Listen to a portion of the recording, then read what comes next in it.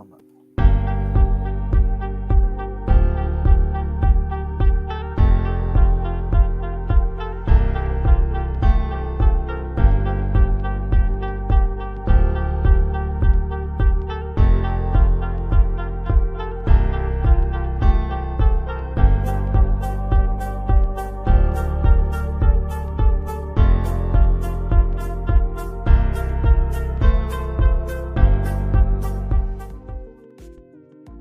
BuzzPOP hari ini kita bakal membedah dan membincangkan Moon Knight Season 1 Episode 3. Para panelis kita malam ini terdiri daripada saya, Nadzru Iskandar daripada BuzzPOP TV, serta Justin Chang daripada Marvel Fanbase Malaysia. What's up bro? What's up everybody? Selamat malam semua. Happy Moon Knight Bedah Night. Nampaknya para panelis kita yang lain masih terlekat di Mesir. Diorang tak sampai lagi ke Malaysia. So I think midway nanti Jamal akan join kita. Manakala Hadi pula tak dapat join kita hari ni pasal dia kerja ekstra keras di office pagi tadi. So dengan itu kita bakal memulakan perbincangan kita malam ini dengan reaksi satu ayat. Alright, jadi reaksi satu ayat aku terhadap episod Moon Knight minggu ini adalah, pada aku episod Moon Knight ni adalah yang paling menarik setakat ini, pasal dia penuh dengan aksi dan misteri bagaikan filem Indiana Jones. Jadi apakah reaksi satu ayat anda untuk episod Moon Knight minggu ini yang berjudul The Friendly Tide? Silakan Justin. Beribu bintang di langit kini menghilang. Dalam kelam rembulan kini makin suram, mudah ilhamku tanpa arah. Itulah saya punya reaksi aku sebab masa dia buat apa tu, Turn Back the Night Sky tu. Masa tu kan Turn Back the Night Sky pada 2000 tahun tu, terus aku terbayang lagu Manbai yang masa dulu tu yang itu, kau ilhamku. Sebab Zam dia ni Turn Back the Sky, bintang-bintang, bulan-bulan tu semua dia it brings back all the memories of that song lah. But semua tu ni yang macam, sorry ya kalau suara saya sumbang. tapi ya memang mengingatkan saya dengan semua betul lagu tu lah. Dan this episode is very nice actually. Itulah reaksi satu ayat saya. Memang it's a very cool episode. It's just that maybe the pacing is a bit slow lah bagi saya. That's why I feel a little bit kurang sikit, just a little bit kurang lah. Sebab dia terlalu banyak exposition dalam dialog dia. So mungkin kalau casual viewer kan mungkin rasa heavy sikit lah, sebab banyak dia drop macam Layla punya cerita, Anton punya cerita, dengan Arthur, dengan Khonshu, semua tu kan, semua dia macam dia ada hints dengan tease dengan apa mereka punya backstory, tapi kita tak nampak flashback. So buat kita punya macam tertanya-tanya pula. So maybe this episode would be better if you watch it the second time or the third time lah, just in case you want to pick up what's going on, and if you want to, kalau boleh baca komik lah. Sebab banyak komik Moon Knight, terutamanya komik yang Jeff Lemire yang dengan Smallwood tu, that particular comic that they back Moon Knight 2016 kan orang kata masa tu. Itulah yang this series is based on, so you can touch up on that lah untuk kasih baca lah. Salah satu cerita untuk reference lah. Tapi I felt like walaupun banyak exposition dalam episod ni, kita dapat the most Moon Knight action scene bro. Kau nampak yang dia terbang tu, lepas tu dia turun macam bulan tu, aku macam fuck, tu macam dalam komik tu. Cantik kan, cantik action scene dia cantik, dengan night outdoor scene dia memang cantik lah. Sebab dia memang show bahagian sites, Egyptian sites lah. Cuma mereka tak shot on location kan. Mereka I don't think it was I think some parts only was shot in Wadi Rum, and Wadi Rum is not in Egypt. Wadi Rum is somewhere else. That's where they shot Dune and also Star Wars. I think it's in Jordan, I think. Yeah. Jordan. Tunisia also Jordan kah?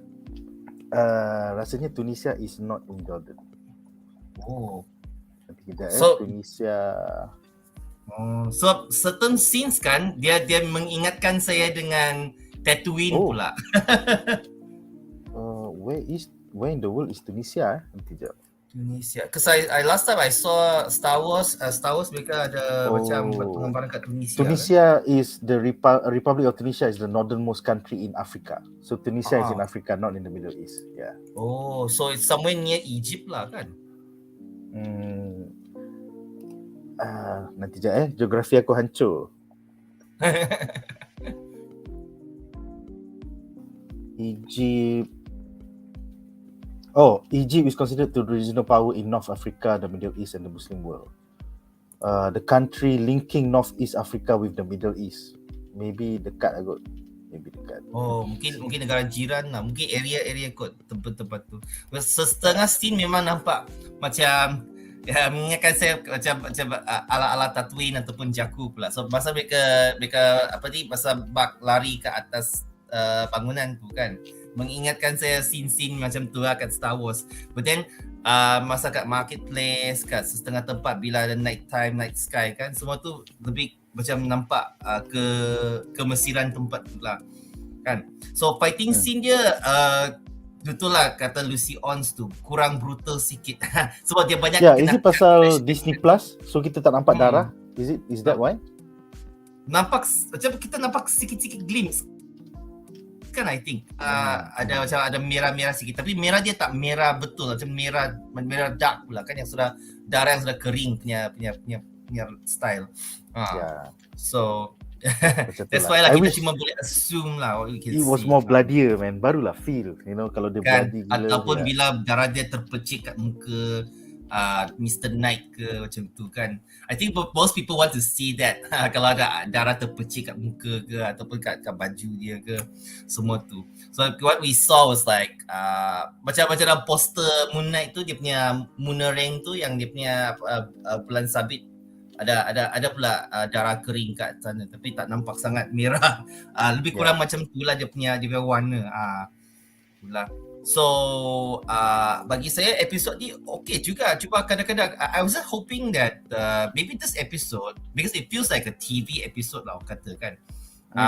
Macam I think some people might criticize that they want to see the gods lah kan, yang nak tengok rupa dewa-dewi kan.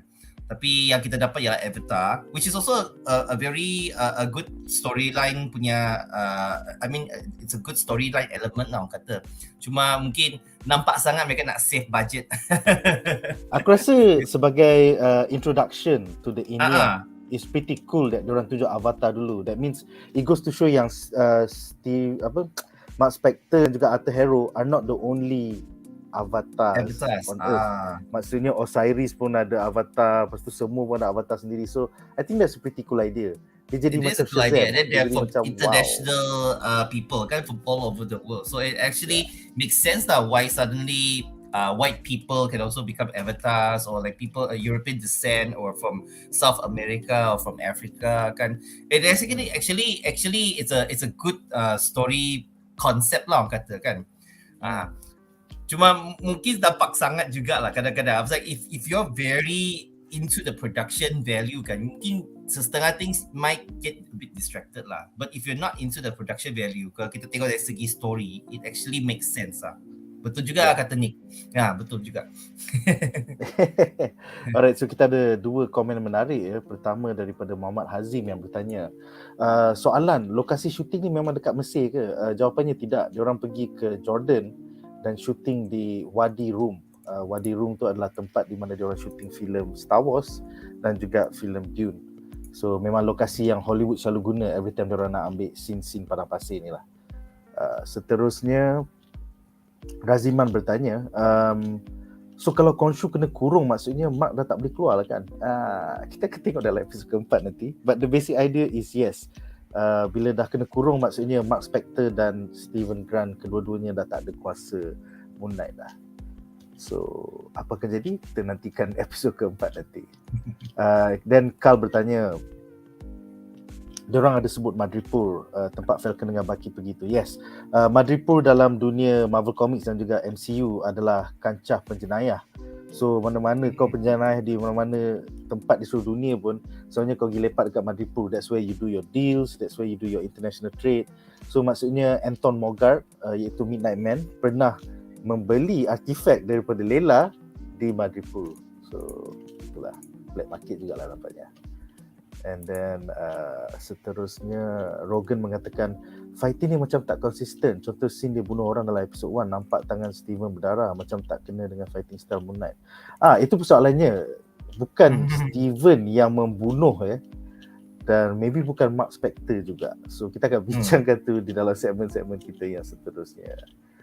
Kemudian Arif Fikri mengatakan tentang The ENNEAD. Aku rasa better ditunjuk avatar-avatar dulu, baru exciting kalau dia reveal rupa-rupa God satu persatu. Yes, aku harap dalam episod 5 dan 6 nanti yang aku tak tengok lagi, maybe The ENNEAD akan turun padang. Bukan sebagai avatar, tapi kita dah nampak Khonshu cakap dengan avatar dia iaitu Marc Spector. So kalau boleh aku nak nampak Osiris pun turun, yang lain pun turun padang sekali. And maybe ada Black Panther punya sekali. Mungkin kot. Hathor kalau boleh Hathor pun keluar sebab dia macam kawan Khonshu kan. Itulah. Betul. Alright guys, so dengan itu berakhirlah segmen pertama kita. Nampaknya panelis kita Jamal tak masuk lagi, but hopefully dia akan join kita dalam segmen kita yang kedua. Alright, segmen kita adalah tentang SPECTORS, Marc and Layla. Aku suka nama ni. Layla mengatakan, I found him with the scarab living 20 minutes from our place.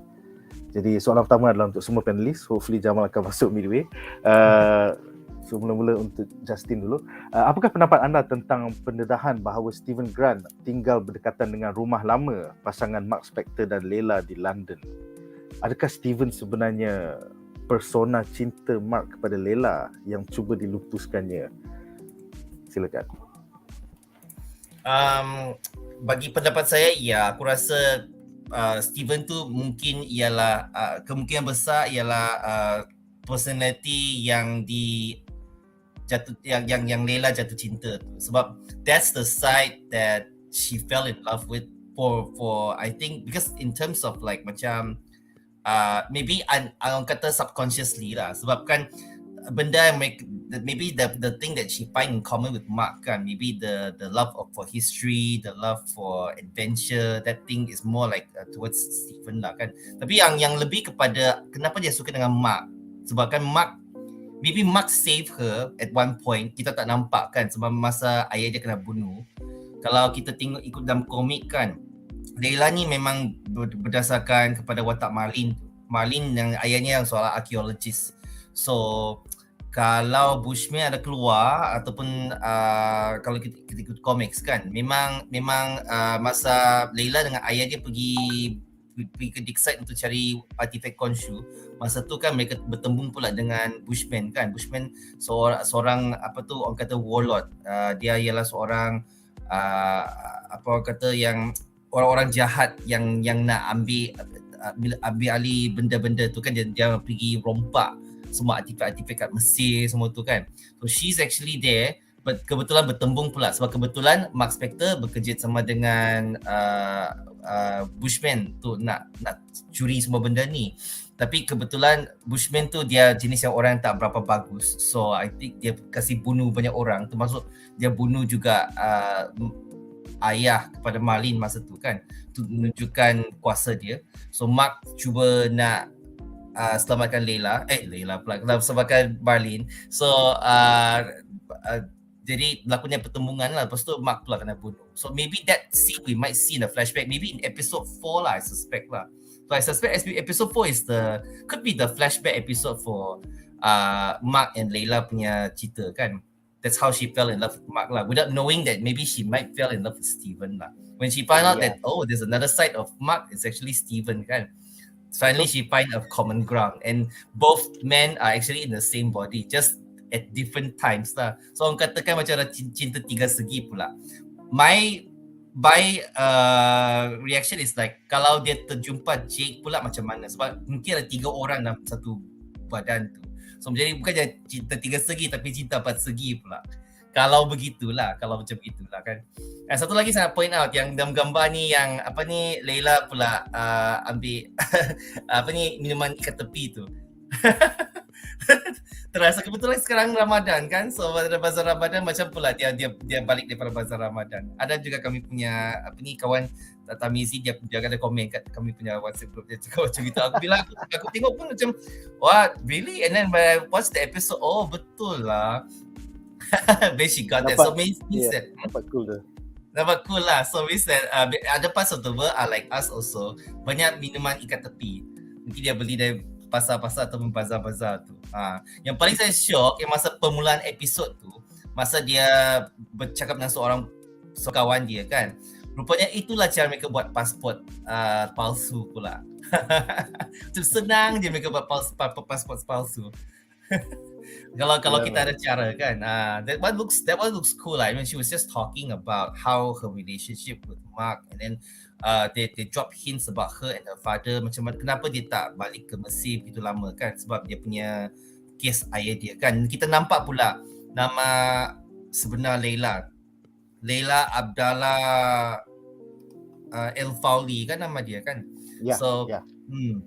That's her full name. So I like that they are based on, from the comics, they are based this MCU character, they're based on Marlene's character, Marlene Aram, but they changed her to suit the current times lah, in which that we do need a real representation from that particular country. And this is a good way of showing lah, because archaeologist tu tak semestinya nak orang putih kan. Sebab kalau kita tengok cerita Hollywood kan selalu orang putih je kan. There are some archaeologists from Egypt that actually collaborate with the Europeans and the Americans for the dig site lah kan, untuk research semua tu kan. So it makes sense lah. I just hope that we can see a lot of that lah, because sometimes I feel like in this show, because 6 episode kan, bagi saya macam tak cukup tau untuk backstory ni. Banyak dia nak hint daripada dialog pula. So kita kalau bila mereka bercakap dalam dialog, kita kena pay attention betul-betul. So kalau tak ambil perhatian, mesti ada banyak persoalan pula, dan kena tengok balik lah. Saya rasa kadang-kadang cerita macam ni, cerita Disney Plus ni biasanya kena tengok sampai 2 kali. Episod yang sama kena tengok 2 kali supaya dapat tangkap Easter egg dia. Oh, by the way, terima kasih untuk super chat Carl. Thank you. Aku baru enable. So, terima kasih guys. Thank you. Terima kasih. Kerana setia menonton setiap minggu. Alright, so jadi aku ada soalan bonus untuk kau. Kita nampak dalam episod ni Marc dan Layla tag team dalam episod ni just like old times, which is pretty cute. Tapi agak kelakar bila Marc perlukan pertolongan Steven ketika part Egyptian map tu yang dia tak faham tu. So were you surprised to see that Steven ni kita nampak for the first 2 episode macam loser, but now bila kita sampai bahagian-bahagian minda ni, Marc the muscle cannot do anything and he actually needs help from Steven. Silakan. Yeah, I was expecting for that, because like everybody has a function because like kalau kita, sebab dalam cerita ni asalnya kalau kita tak perasan, kita macam anggap personality tu macam orang, macam adik-beradik pula kan, dia ada 3 personality kan, dia macam satu badan 3 adik-beradik, but actually there are 3 aspects of the same person, orang kata kan. Bagi saya dia macam, kalau kita tengok dalam setengah movie ataupun kita baca dalam buku, ada cakap pasal personality dalaman seorang manusia tu, the ego, the super ego and the id.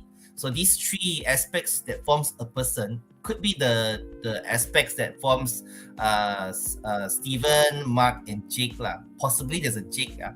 So like kalau macam tu kan, actually it makes sense also, because like they all need each other. Kalau dalam komik, kalau kita baca pun, mereka pun rely on each other. They are the same person actually. Mereka memang orang yang sama. Cuma kan mungkin bahagian-bahagian tu adalah dipecahkan tanpa disedari, disebabkan oleh trauma, seperti apa yang dikatakan oleh Abang Jamal beberapa episod BuzzPOP bedah yang lepas lah. Because like that's how it happened lah, dia punya DID tu, disorder dia, sebab mungkin ada perkara traumatik yang berlaku dalam masa silam Marc Spector tu, menyebabkan dia terpecah pula aspek-aspek personality tu. Tapi sebenarnya dia mencerminkan semua perjalanan hidup dia actually. Kalau kita tengok daripada perjalanan hidup kita kan, kita pun pernah mengharui benda yang sama. Cuma kita akan deal with that thing kan differently, but we still who we are. Kita memang akan ingat identiti kita. Tapi for Marc, dia punya traumatic punya experience terlalu kuat kan, dia terpaksa terpecah macam itulah. So I think that particular scene, especially that scene yang masa mereka jumpa dengan Anton Mogart kan, so yang masa bila ada cermin, ada pun reflection, memang Marc akan bertemu dengan Steven. Walaupun mereka punya personality clash, tapi actually they need each other. Dan walaupun that's the fun thing lah when they tag team with Layla lah. So macam jadi cerita Jim Carrey pula. Tapi dalam this kind of apa tu orang kata, in this sense of the episode, jadi me, myself and Layla. So macam tu lah. So Steven is more of the cerebral aspect lah, orang kata kan, macam Nick kan, dia lebih kepada minda kan. So dia macam he knows he can pick up things, he can analyze, he's good at history and all of that. So Marc pula mungkin dia tak berapa ingat benda-benda yang dia baca. So itulah sebabnya Steven dapat tolong Marc. Dan juga pada akhirnya Steven pula yang dapat cari constellation untuk Amit punya kubur. Kalau tanpa Steven kan, Marc pun tak dapat buat apa-apa. Semua orang ada fungsi dia sendiri. Mungkin juga termasuk Jake lah. Sebab itulah Khonshu macam diam-diam je, dia tak bagi tahu. I think Khonshu knows that Jake is there. Jake tu ketara ada lah. Cuma mungkin Jake is more like kalau dalam komik kan, dia jenis yang suka buat benda-benda dalam diam. Nobody knows what he's thinking, nobody knows what he's doing, sebab he's more of the orang kata the matches Malone bah, macam kata kan, dia macam orang yang suka pergi cari information tapi secara pergi ke tempat-tempat yang gelap. Dan juga orang yang agak pemarah dan panas baran. So maybe that's why he's more aggressive in the show lah. It's just that we don't know how aggressive he is, and he's willing to go beyond what Marc Spector thinks he is. Because Marc Spector, dia ingat dia mercenary, dia pula hardcore. Rupanya ada juga personality yang lagi hardcore, kata kan. So, I mean kalau kita tengok sekarang, Steven Grant is the brains. Dia pandai Egyptology. And then kita nampak Marc Spector pula pandai lawan, because he's a mercenary ataupun askar upahan. So kalau macam Jake, apa dia pandai bawa taksi ke dia pandai bunuh orang ke? We don't know yet, right? We don't know yet. It's possible that the person that we saw in the CCTV kan, yang masa dalam CCTV yang kat museum tu, mungkin Jake juga kan. Kemungkinan besar. So because it was Marc Spector yang cakap, I can save us. Look at I can save us. So I think maybe it's still kan mungkin juga. Mungkin Marc Spector jugalah. Kita ada 8 soalan menarik. Aku rasa sambil kita menunggu Jamal, aku jawab dulu soalan-soalan ni before we go back kepada soalan Justin ya. Jadi soalan pertama adalah daripada Galahad yang bertanya, Marc macam sembunyi sesuatu daripada Layla, yang ada kematian dengan bapa Layla. Yes, itu satu spekulasi yang maybe kita akan tengok pay off dalam episod keempat nanti. Because supposedly menurut pengikut Arthur Harrow dalam episod minggu lepas, kan dia cakap, Marc Spector ni ganas, dia lah terlibat dengan pembunuhan arkeologis, bunuh execution style lah apalah. So adakah yang bunuh tu sebenarnya Marc Spector ataupun dia punya boss Raoul Bushman yang terlibat dengan kematian Marc Spector the first time around, yang sampai Khonshu selamatkan dia. So aku harap semua ni akan terjawab either dalam episod 4, 5 ataupun 6. Seterusnya Nameless berkata, adakah Layla jatuh cinta dengan Steven? Segalanya bakal terjawab dalam episod minggu depan. Nantikan. Kemudian dari Sabri, Hathor tu segment ke? Okay, nanti sekejap I don't think so. Macam lain-lain pula orang dia. I think yang aku baca tadi it's nearly the same kot. So Sekhmet is a solar deity, sometimes called the daughter of Ra. Basically it's a female dengan muka dia, muka rimau. Muka singa, and then often associated with the goddesses Hathor and Bastet. She bears the Urias, which is associated with Wajed and the royalty and the solar beast. Sini aku tengok dia anak kepada Hathor. Sekhmet was the daughter of Ra and another incarnation of the goddess Hathor. So nampaknya sama lah kot.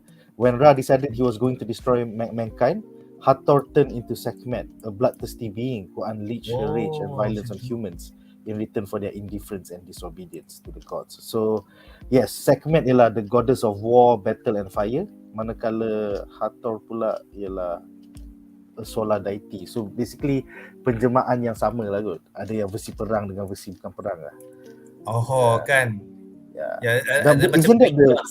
Isn't that the woman that said that, hey, we used to be friends, antara Khonshu dengan, remember the Harrow of Hathor, is it? In the episode? Yeah. Wow. Ganas betul Khonshu punya girlfriend. Ganas gila tu. Kemungkinan besar girlfriend dia, sebab kata maybe the things that we didn't see kan. And then Marc Spector is like, what? Saya tak tahu. That was a funny scene, man.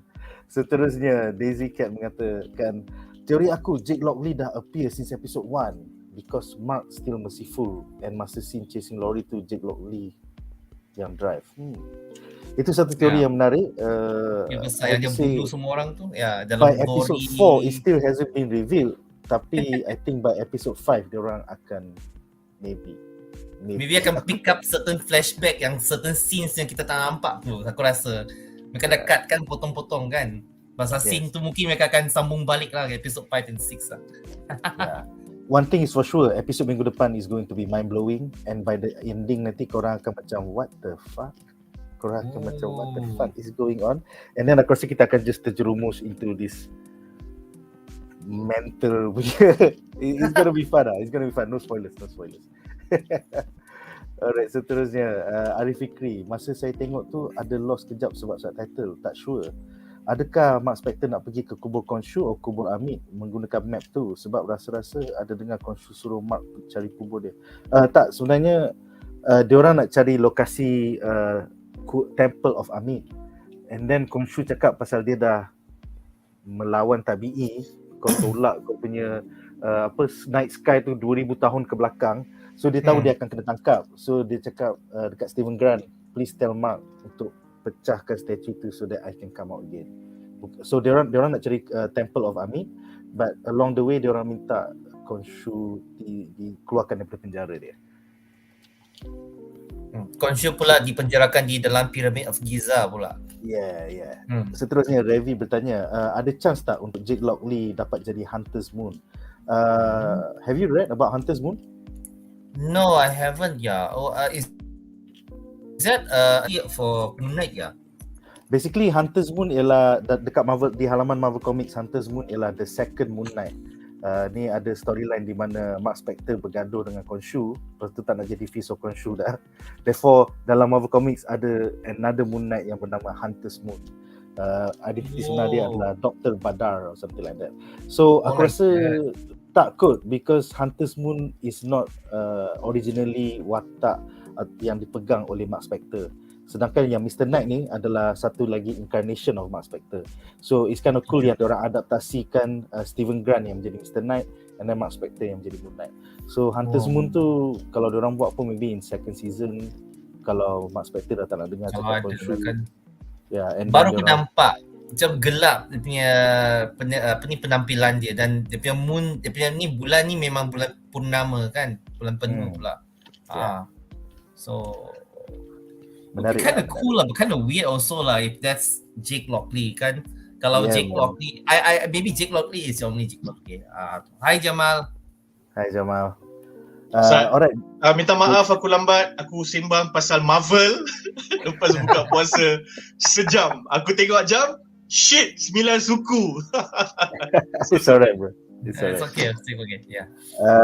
Aku rasa kita ada satu soalan untuk semua panelis pasal Hadi tak dapat join kita malam ni. Aku rasa kalau kau boleh sambungkan. Aku sambung. Give it to me. Apakah pendapat kau tentang Marc and Layla tag team dalam episod ni yang nampak cute, tapi yang kelakarnya ataupun irony is eventually Marc perlukan pertolongan Steven masa part Egyptian map tu. So it's brains over brawn ke apa? Silakan.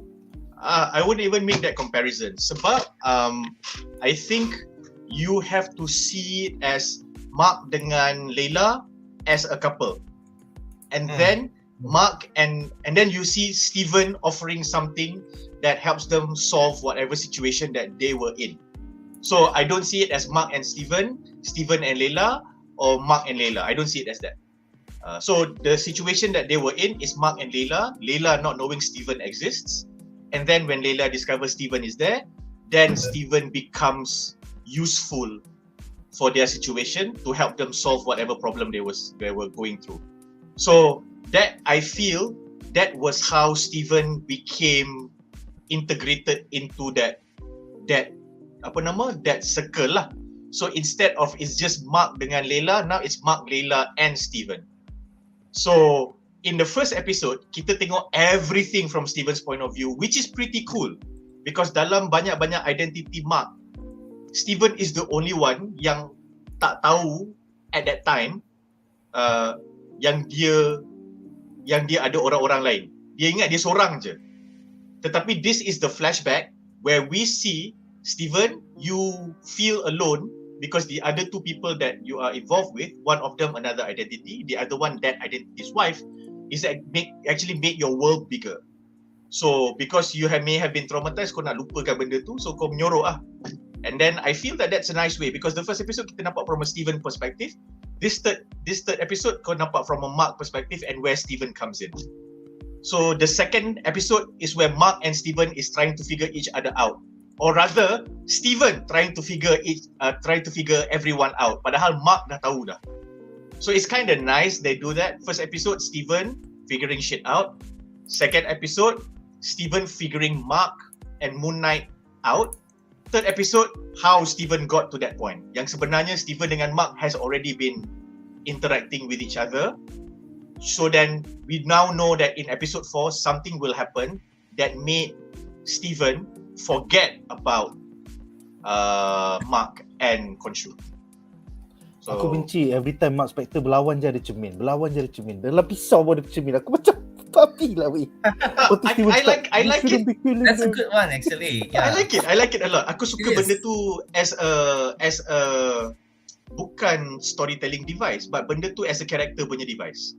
So and it doesn't look forced. Bukannya dia lawan kena tumbuk, dia melayang lepas tu terhempas dekat cermin kereta yang ada review mirror atau dekat mall punya. No, it's a knife in the desert, so terang benderang boleh nampak reflection. So I like it. Dia unik ah, because you don't see another Marvel character like that at the moment. No, yang ada external factor jadi trigger. Betul. And hopefully eventually orang akan realise that yes, Moon Knight bukanlah macam Batman. Dia Mama dia lagi bermasalah tu. Aku tak tahulah. I mean like outside of instant identification atau instant association atas pembukaan magazine kau tengok kostum, itu aku tak kisahlah. Everybody does that. I've done that. I did that. Cuma kalau kau tak commit to watching Moon Knight or trying to at least Google who and what Moon Knight is, and then kau nak maintain Moon Knight ni macam Batman, and then whatever little thing you hear or read people saying is confirmation bias. This is how he is like Batman, Then aku tak boleh nak cakap apa lah. So I leave you be in your happy little world. Or rather in your happy world. Little world macam condescending pula kan. Ya, betul juga.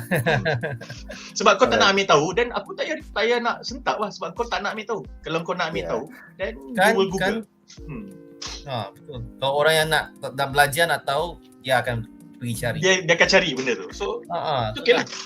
And in fact at this point aku rasa kalau kau nak kata Moon Knight Batman MCU, okay, cool. Tapi Batman bukan Moon Knight MCU. Bukan Moon Knight DC. So Moon Knight menang. Bukan cerita nak Moon Knight menang lah. But kalau nak comparison sake kan, okay fine, Moon Knight is MCU's Batman, but Batman is not DC's Moon Knight because DC mungkin tak ada Moon Knight. You know? Betul. Terima kasih. Asal dia punya kali hijau ni.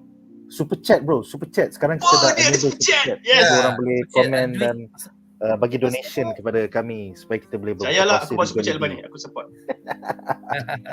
Alright guys, jadi kalau Wan ada aku tak buat. Soalan kedua adalah untuk Justin.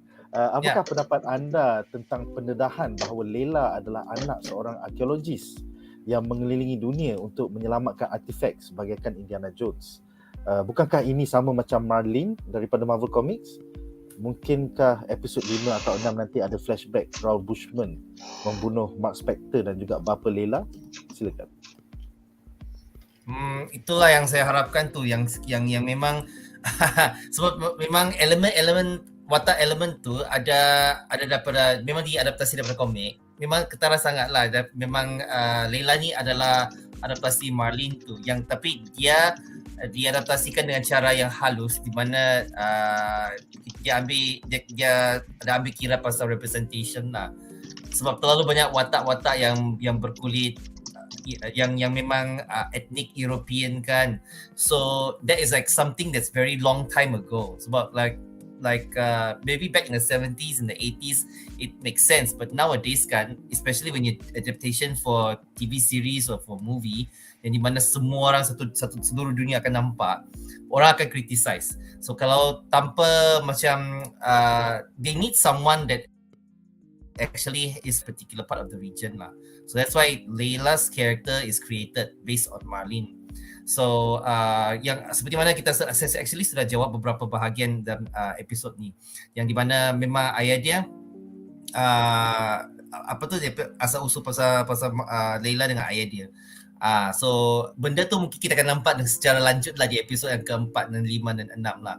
So aku tak nak elaborate banyak.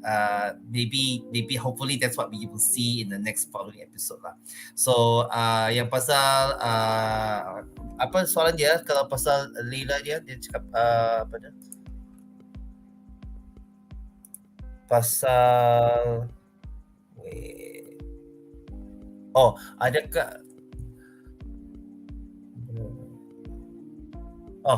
dan juga bagaikan dia ada melibatkan Indiana Jones. There are some comments kan yang I read that this version of Layla mungkin is a updated version of Marion from Indiana Jones tu. Maybe dia nampak menampakkan cerita Indiana Jones yang terutamanya pada yang the first Indiana Jones, Raiders of the Lost Ark. So Layla and Marc is like somewhere like Indiana Jones and Marion, what's her name? Sorry yang apa tu Indiana Jones punya girlfriend pada cerita yang pertama tu. So it seems like the scenes in Egypt where Layla and Marc are going to hunt for Egyptian artifacts kan, it will reflect on that lah. So maybe I think they're picking a lot of elements lah. They're combining elements from the comic and they're combining some elements from the movie to create Layla, that what we see today, but updated her in the sense that she feels like a real person. That's why we have that particular scene kan, in this particular episode where she's talking to a friend about her problems and what she's running away from and how she's trying to deal with Marc tu semua kan. So we see glimpses of that lah, that she's actually has a shady side lah, in which she's trying to rescue these stolen stolen artifacts kan, Egyptian artifacts, to give them back to the original owners lah, which is actually the Egyptians lah. So dia terpaksa masuk pula ke alam-alam yang tak berapa bagus tu, yang ke Madrid pun membuat dealings dengan people macam Anton Mogart tu. So like she's tried, maybe her methods is questionable, but her heart is pure.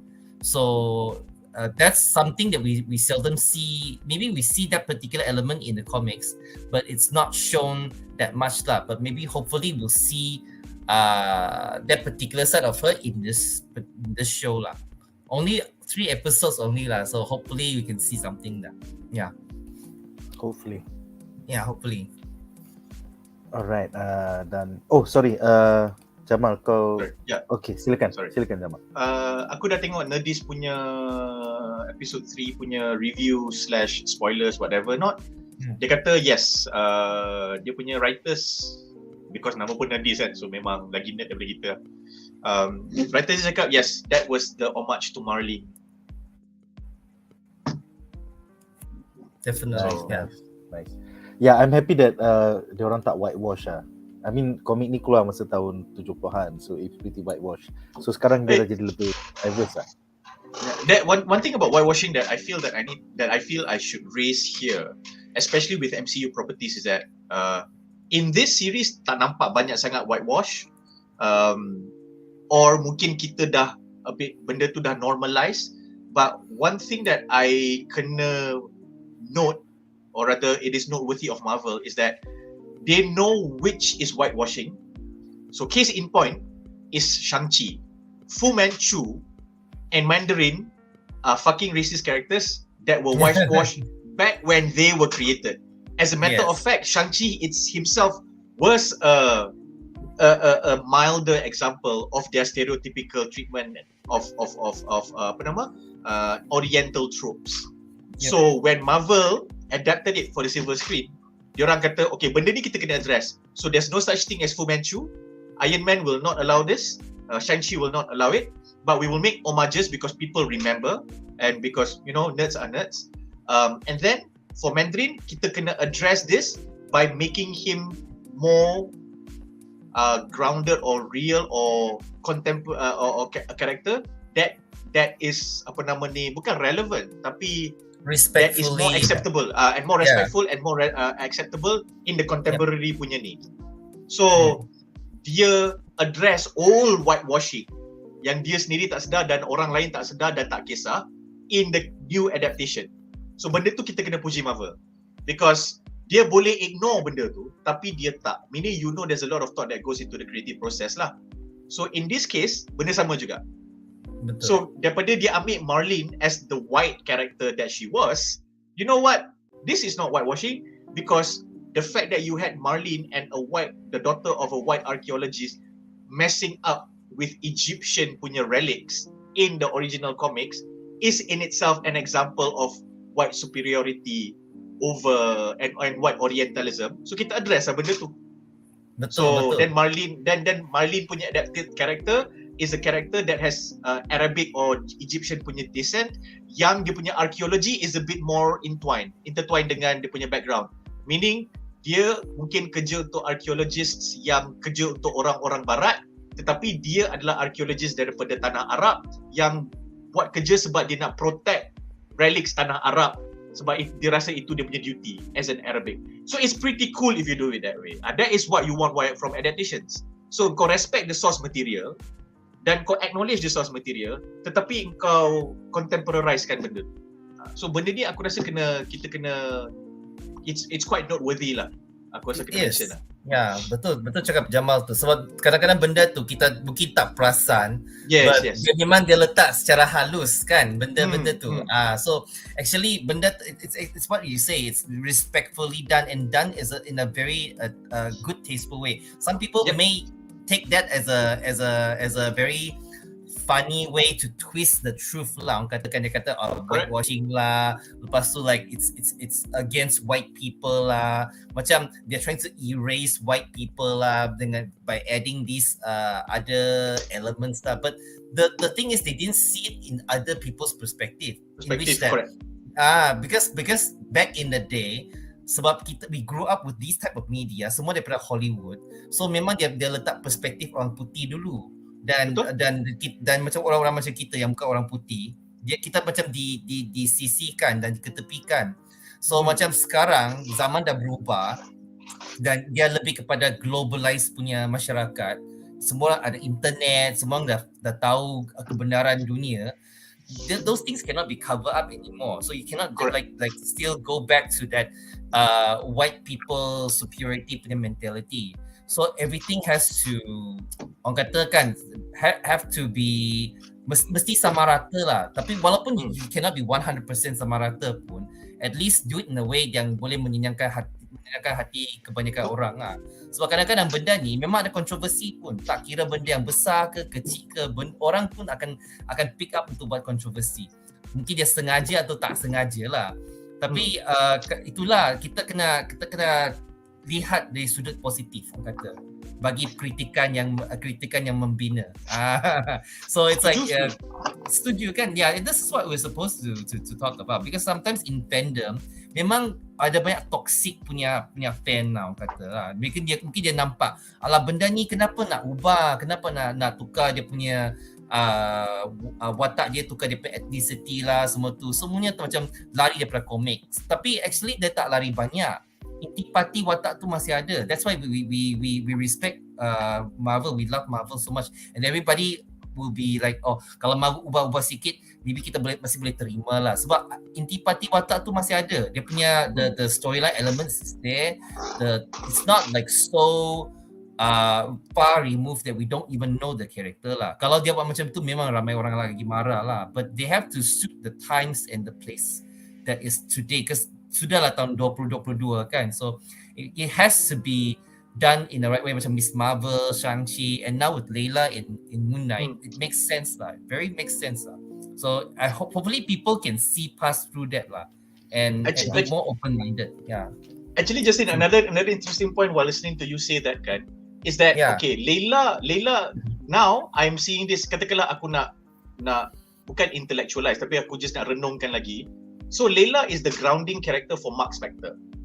Sebab Mark Spector now is the quintessential West white Caucasian mercenary yang kerja dia datang nak tolong operasi, nak gali cari harta karun sejarah orang lain, lepas tu jual. Tetapi sebab dia jumpa Layla, dia punya mercenary, tiba-tiba mercenary dia ada prinsip sikit, ataupun mercenary dia ada conscience sikit. Betul. And then mercenary ni pula terlibat dengan Khonshu secara tak semena-mena. Then it becomes a compelling story ya. Kau barat, kau tak peduli pun segala apa sejarah-sejarah ni. Kau tahu kau mercenary, kerja kau macam ni je. Lepas tu kau join benda ni sebab wife kau. Tapi kau jatuh hati, bila kau buat kerja dengan wife kau dah sedar macam, oh benda ni ada meaning sebenarnya. So sebagai mercenary macam, kalau aku dah terima benda ni ada meaning, aku pun tak patut jadi mercenary sangat lah, sebab hidup kena ada prinsip bro. Lepas tu bila time tu benda tu berlaku, kau mati. Lepas tu Khonshu selamatkan kau. Lepas tu kau rasa macam, kalau dah dewa diorang nak selamatkan aku, mungkin aku boleh reincarnate, aku boleh hidup balik dan buat sesuatu untuk tebus dan jadi macam vigilante or something like that. Alih-alih kau hidup jadi avatar Khonshu, sial lah, Khonshu ni pun ada politik dia juga, babi lah. Nampak? So then the character becomes quite compelling tau. Dia bukan macam, dia bukan Indiana Jones lah. Trope tu, the genre is Indiana Jones, exploration, adventure, yes, but the character is not. And if you read the comics, if you refer to it, the beats of this kind of character dah ada dah, but the writers back then did not write this story. They were still, because it was simpler times, so they just focus, okay, dia ni pergi mercenary, okay, tembak, okay, dia mati, okay, dia jadi avatar, okay, dia pergi selamat korang. Very straightforward, very simple kan.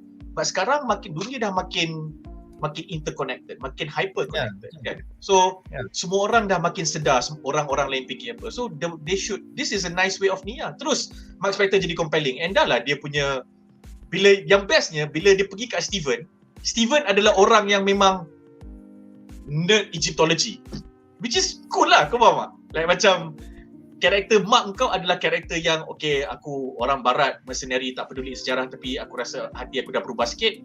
Tetapi identiti kau adalah orang yang betul-betul berpengetahuan tentang sejarah ni dan nak jaga dan hargai sejarah ni. So it's a very nice contrast. So then the wife pula macam, oh, the Mark is pretty cool, tapi the Steven pun comel agak sebenarnya. It's pretty nice. It's solid lah, it's solid. Yang that means that she fell in love with the same man lah. The same person, yes, correct. Itulah. So cinta tiga segi ni memang sah di sisi undang-undang. ini in fact I would say ini bukan cinta tiga segi. Aku rasa dia tak sedar yang bila dia sebelum ni dia hanya melihat cinta dia on one side of the coin, and now she realizes there's two sides to the coin, you know. So macam it's still the same coin. It's still the same coin, tapi macam oh, now she has another side. And then one coin tu dia jadi Khonshu, dia ada coin, one coin dia jadi Moon Knight, dia ada coin dia jadi Mr. Knight. So macam apa-apa pun dua-dua tu Knight in her shining armor. Cewa. Copywriter thing. Betul. Yes. Alright, jadi soalan terakhir untuk segmen ini adalah untuk Jamal ya. Pada pendapat anda, aku sini yang semua orang nantikan malam ini, adakah identiti ketiga Jake Lockley yang sebenarnya membunuh pengikut Amit di dalam episod ini? kerana Mark Spector kelihatan confused bila dia lost track of time and place, dan Steven sumpah it wasn't him that killed them. Has Jake Lockley been the killer all along daripada episod pertama yang bila Steven black out, tiba-tiba dia pegang scarab, tangan dia berdarah, semua orang mati. So was it Jake Lockley all along? Silakan. I don't know. Sebab kalau kita nak speculate, I will be signing up for that lah. Entah Jake Lockley. Tetapi kalau aku nak buat educated speculation, okay, first time aku coin benda tu. There is no such thing as an educated or informed speculation kan. Kalau informed tu dah jadi guess lah, dia tak jadi speculation lah. But educated speculation aku adalah it might be a surprise third identity that is an amalgamation or a composite of Jake Lockley and some other people that is still based on the source material that may die at the end of the series because the ID can kill off certain identities. So aku tak nampak benda yang membuatkan ini adalah consistent dengan Marc Spector. Definitely Steven kita dah tolak ke tepi. So when Marc Spector becomes Moon Knight, he retains, minggu lepas ada orang tanya, so sekarang ni ke engkau yang tanya ni? So sekarang ni adakah dia sebenarnya Marc Spector dengan Steven Grant, lepas tu Marc Spector jadi Moon Knight, Steven Grant jadi Mr. Knight, ataupun tak? So I like the fact that bila Marc tengah pegang and then Marc jadi Moon Knight, lepas tu bila Marc pass badan dia kepada Steven, kostum tukar jadi Mr. Knight. I really, that's the best part. The thing that I like most about the episode lah, outside of Layla punya stuff. So aku rasa benda tu konsisten sebab tak ada clue yang menunjukkan it's either of them. So it could possibly be a third identity, tetapi kita tak ada clue of Jake Lockley anywhere. At least not obvious clues yet. So I do not know. So it could be Arthur Harrow punya people doing it on behalf to mess up with Marc and Steven. It could be that. It could be, quite interestingly, Khonshu taking control of the body. Meaning lepas Marc dah jadi Moon Knight, Khonshu take over Moon Knight and Marc's body and then did that and then relinquishes that control and then Marc rasa macam okay, I've done it, and then dia jadi Marc dan dia buang kostum. It could be that also. So and then the last one is Jake Lockley lah. So kalau aku nak teori Brazil, I want the third identity, Lockley or not, I don't really care. As long kalau bukan Lockley lagi best because it's gonna mess up with people's expectations and then orang akan kata Moon Knight ni bodoh atau Moon Knight ni best, which is what I kind of want from the series.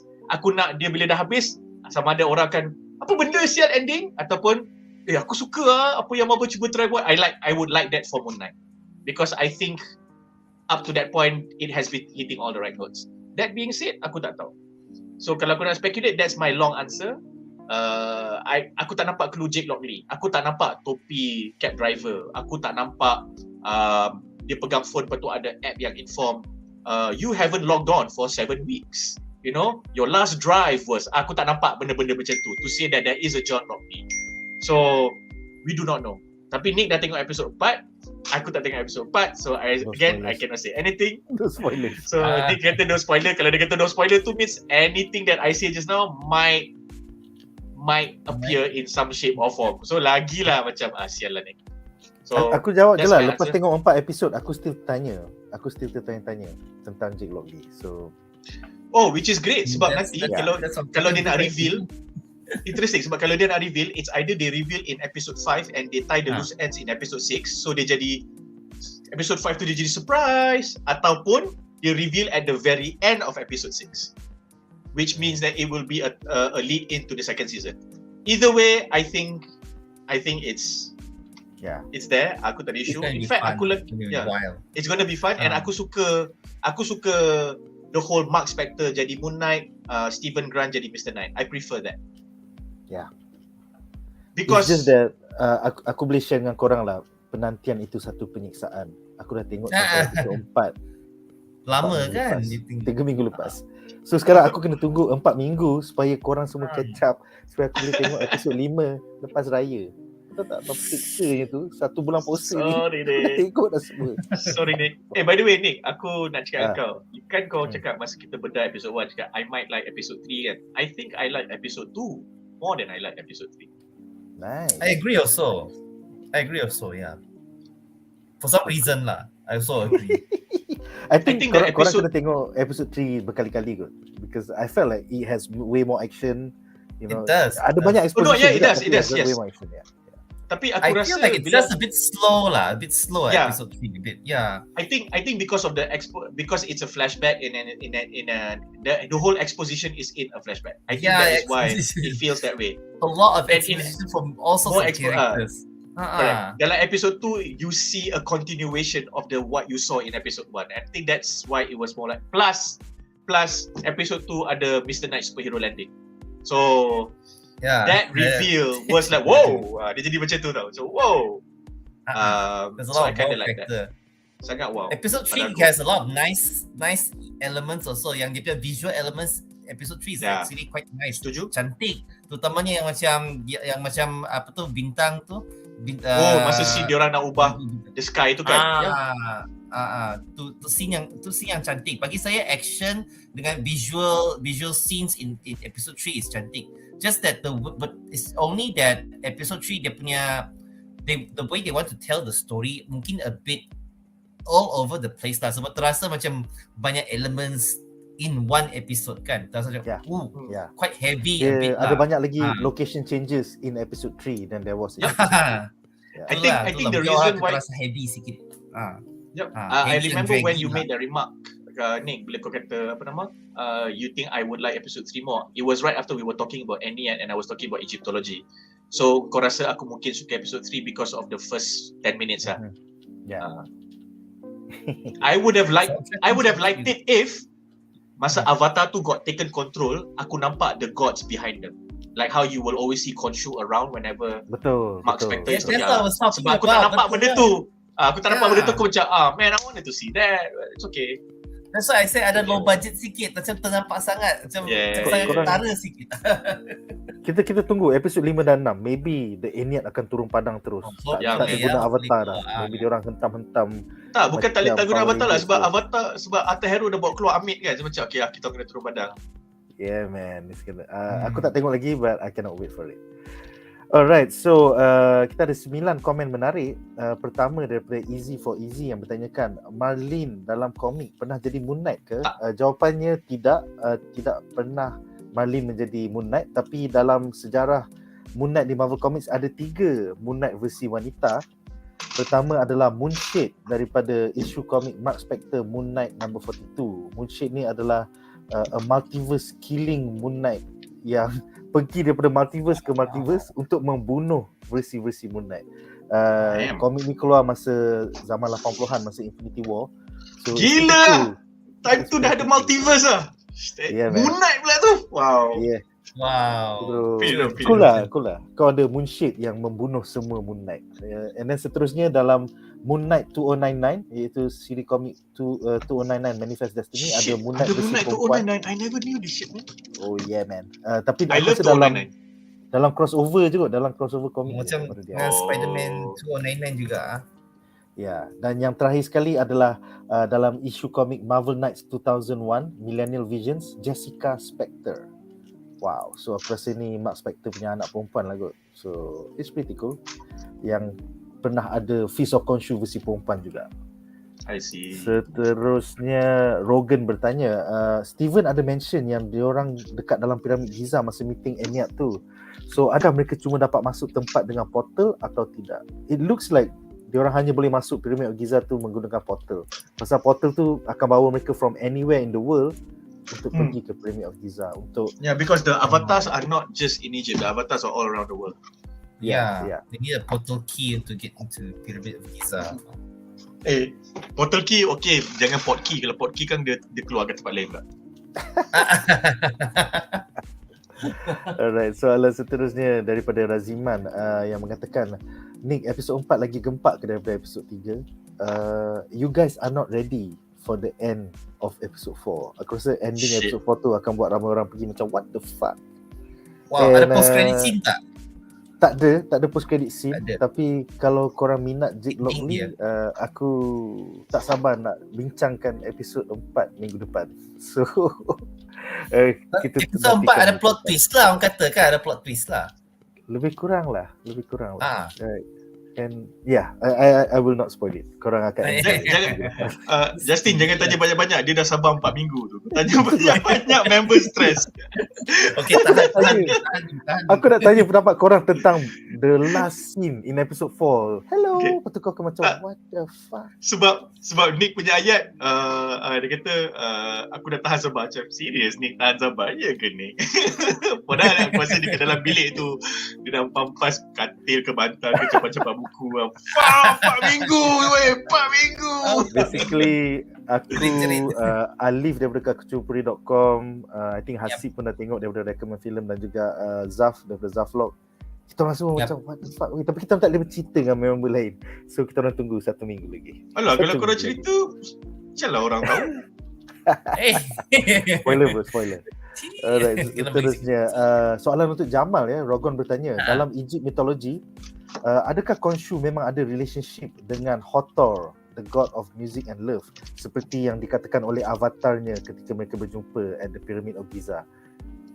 Dia macam tak tahu tu kan. Macam, kita pernah couple ke? Tak tahu pun. Silakan. Bukan Hathor, dia Hathor kan? Yes, Hathor ya. Hathor. Kejap. Kalau Hathor I don't think so. But because dalam Egyptology, Hathor punya relationship with other gods did not put her in tak ada. The short answer is no, not really lah.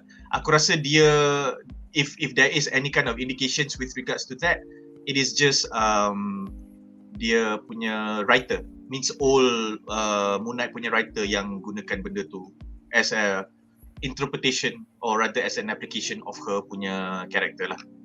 So tak ada. That I know of, yang aku korek-korek tak ada. Alright. Soalan seterusnya, Muhammad Hazim bertanya, dalam komik Khonshu boleh masuk dalam badan Marc Spector atau Stephen Grant atau Jake Lockley? I think so, right? You've read the Jeff Lemire run. He can go into any of the bodies, right? Or any of the bodies can become Moon Knight, right? Yeah, any of the bodies. You mean any of the personality kah? Yang maksud kamu? Yeah, by right lah. So aku tak tahu saya baca Jeff Lemire or the other ones kan. Any one of the personalities can become Moon Knight or Mr. Knight actually.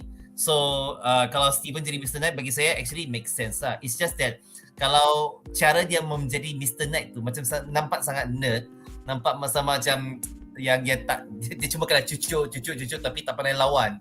So like I want to see white Deadpool, but I got like a nerd Deadpool pula. So it's like I was hoping that maybe he can become a badass lah. Kalau tak cukup badass pun, kalau ada Jake Lockley, I was hoping Jake Lockley would take over the Mr. Knight punya role lah. Jadi lebih badass. Kalau ada Jake Lockley lah. I have a theory.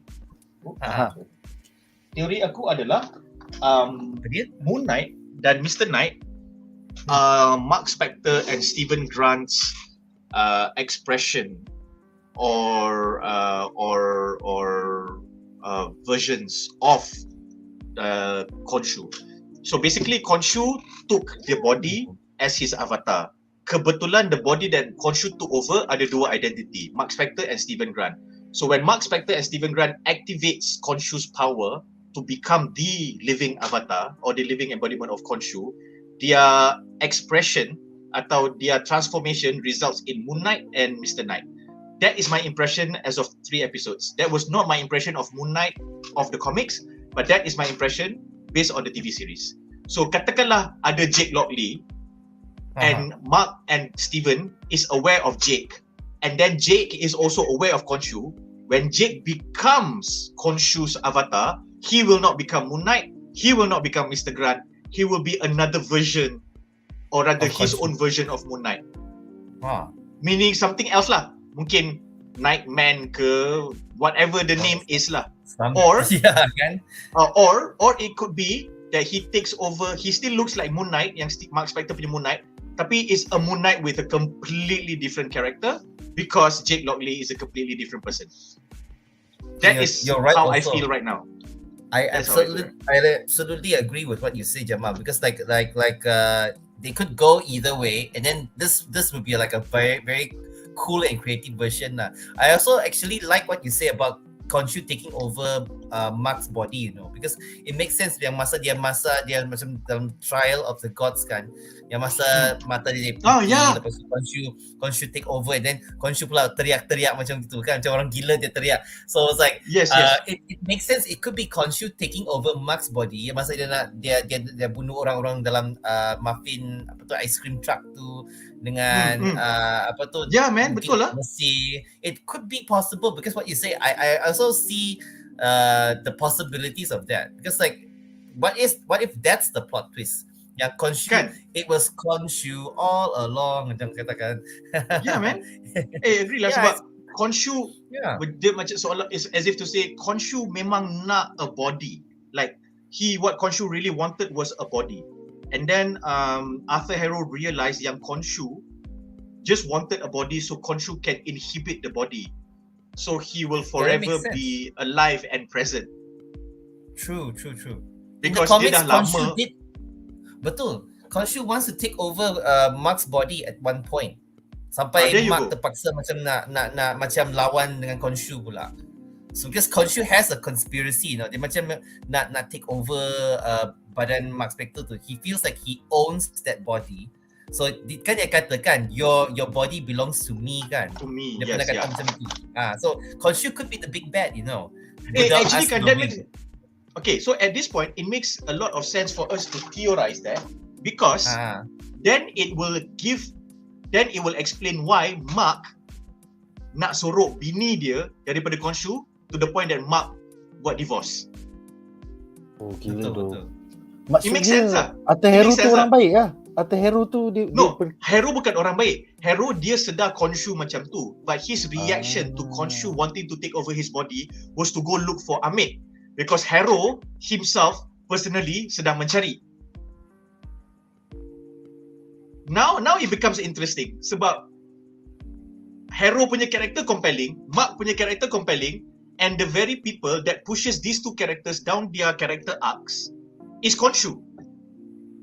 So nanti mungkin the final 2 episodes is Khonshu confronting the ENNEAD and then losing, and then the ENNEAD realizing that Amit is the actual problem and Khonshu was right all along.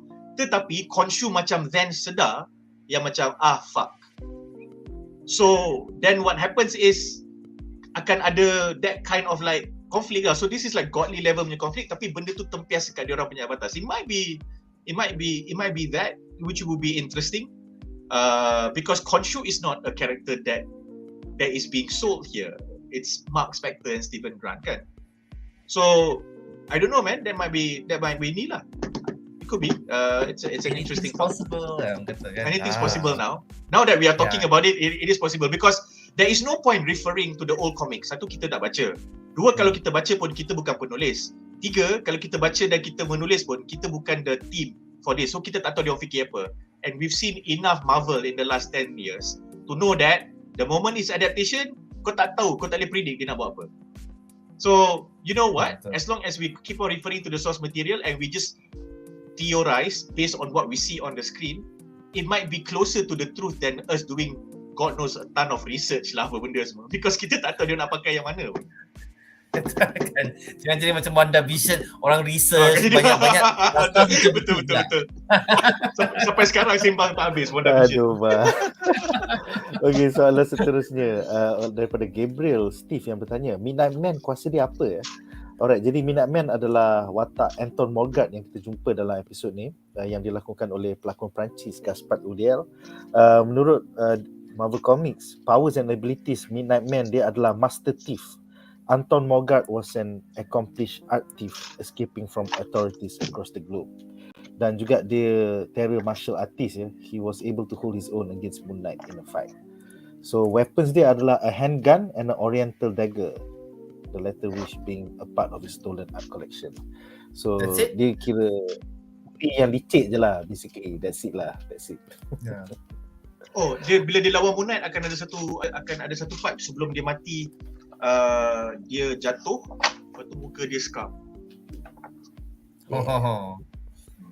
Lepas tu dia sedar yang dia lepas tu rumah dia terbakar sebab Moon Knight pergi rumah dia and then dia orang lawan. So rumah dia terbakar, he lost all his stolen artifacts and whatever not. Lepas tu dia jadi gila. And then dia jadi gila and then dia jadi Midnight Man yang pelik sikit sebab dia ada agenda baru. Dan after that tapi bukan lakonan Gaspar Ulliel lah in the future kalau akan in the future bukan dia lah sayang maybe recast kot sebab dia boleh pakai kalau dia nak dia tutup habis badan dia ataupun kan dalam komik dia ada seorang anak kan yes they can take on the role so maybe that person could take over lah so dalam komik sebenarnya anak Midnight Man ni macam sidekick kepada Moon Knight kan? Dia kira macam sidekick. Wow. Is he was a sidekick? Tapi memang dia memang bertemu dengan Moon Knight lah. So dia adalah antara musuh besar Moon Knight yang terawal tak silap. Yes. Dia macam dia tak kuat lah. Tapi dia tak kuat tapi he was the first noteworthy adversary that Moon Knight had. Betul. Soalan seterusnya adalah daripada Carl. Agak-agak akan ada Shadow Knight tak? So Shadow Knight ni adalah Randall Spector, iaitu abang sulung kepada Marc Spector, dan dia tak puas hati dengan Moon Knight, so dia jadi Shadow Knight. Aku rasa the whole of season 1 ni akan fokus kepada Marc Spector dulu dan dia punya origins. Jadi kalau ada season 2 ataupun kalau ada filem, maybe akan ada Randall Spector, but I don't foresee it. Kita hanya ada 3 episod lagi to go, so I don't think so. Seterusnya Harrow 89, ikut poster Oscar Isaac, personality versi yang pakai hoodie tu jadi misteri. Personality manakah suka pakai hoodie? Kalau kita dalam episod ni, it's Marc Spector yang suka pakai hoodie warna putih.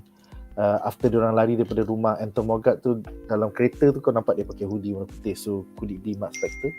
Walaupun nampak ketakutan macam Stephen Grant, maybe kita tak tahu. Seterusnya, alright, soalan ni menarik masa scene perbicaraan Arthur Harrow tu, dewa apakah je yang ada masa tu selain Hathor? Alright, jadi jawapan ni adalah Horus, Isis, Tefnut, Osiris dan juga Hathor. So daripada 9 ENNEAD kita hanya nampak 5 yang hadir untuk perbicaraan tu. Maybe in later episodes kita akan nampak all 9, hopefully in the finale. You never know. Hopefully. Seterusnya kita ada 3 soalan menyimpang. Pertama daripada Aroy121 yang bertanya, apakah pendapat korang tentang Batman podcast di Spotify? Alright, jadi baru-baru ni Spotify ada mengumumkan bahawa mereka bakal membuatkan satu podcast. Spotify announced that DC Comics and Warner Bros.' Batman Unburied will debut worldwide on May 3rd with a trailer offering a hint of what to expect. The show will have Barbara Gordon, aka Batgirl, looking for help from the Riddler to understand why Bruce Wayne can't remember his Batman role and hopefully convince him to fight a serial killer wreaking havoc on Gotham City. I think that's pretty cool. Pasal Winston Duke yang melakonkan Mbaku di Black Panther akan menjadi Bruce Wayne. So aku macam wow. Dia punya voice actor kasi pun kau ada John Rhys Davies daripada Lord of the Rings, kau ada Lance Reddick daripada John Wick, Jason Isaacs daripada Harry Potter dan juga Gina Rodriguez from Jane the Virgin. So wow. It's a very strong voice cast. Yeah, and I can't wait. Mei 3 baru keluar, so nantikan. Alright, second last question, Muhammad Hazim bertanya, soalan menyimpang, any comment tentang pemecatan Patty Jenkins dari filem Wonder Woman? Soalannya adalah sumber kau dari mana? Pasal aku Google tak dapat apa-apa pun. Aku dah nampak kat Facebook tapi aku rasa macam fake lah. Is it fake kah? Yes, aku nampak fake news lah kan. Saya nampak kat Facebook je, Twitter ada. Kalau Twitter ada, mesti ada. Ya. Biasanya yang pentingnya bila kau baca apa-apa semua berita, cuba kau cari dekat Twitter ataupun dekat Google.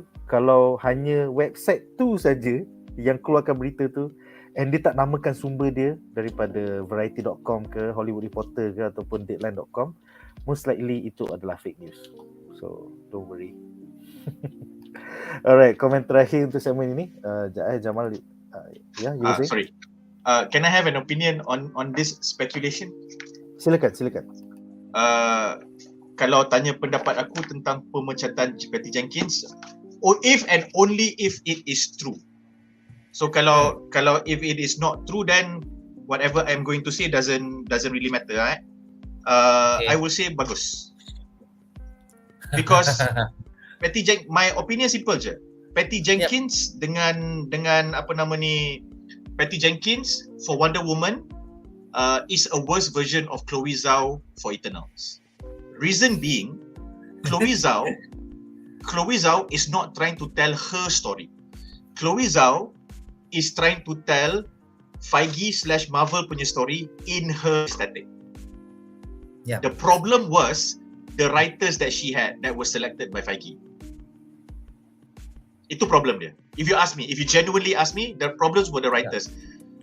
I wouldn't say they are bad writers. I will just say they were out of their depth, and they were too far into the project to change.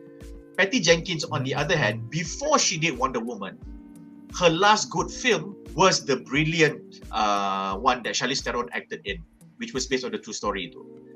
But in between that, Monster. The name didn't come to me now. But in between that, tak ada.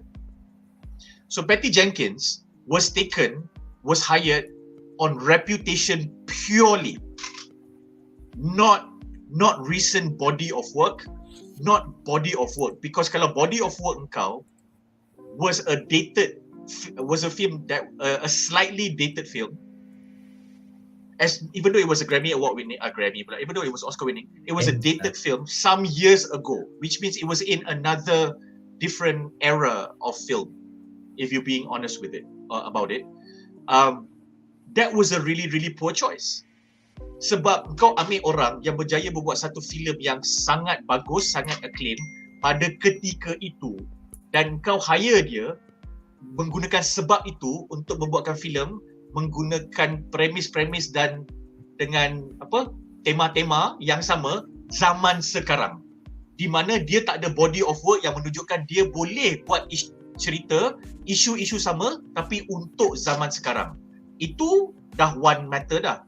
The second thing is that Patty was never interested in action films, let alone superhero films.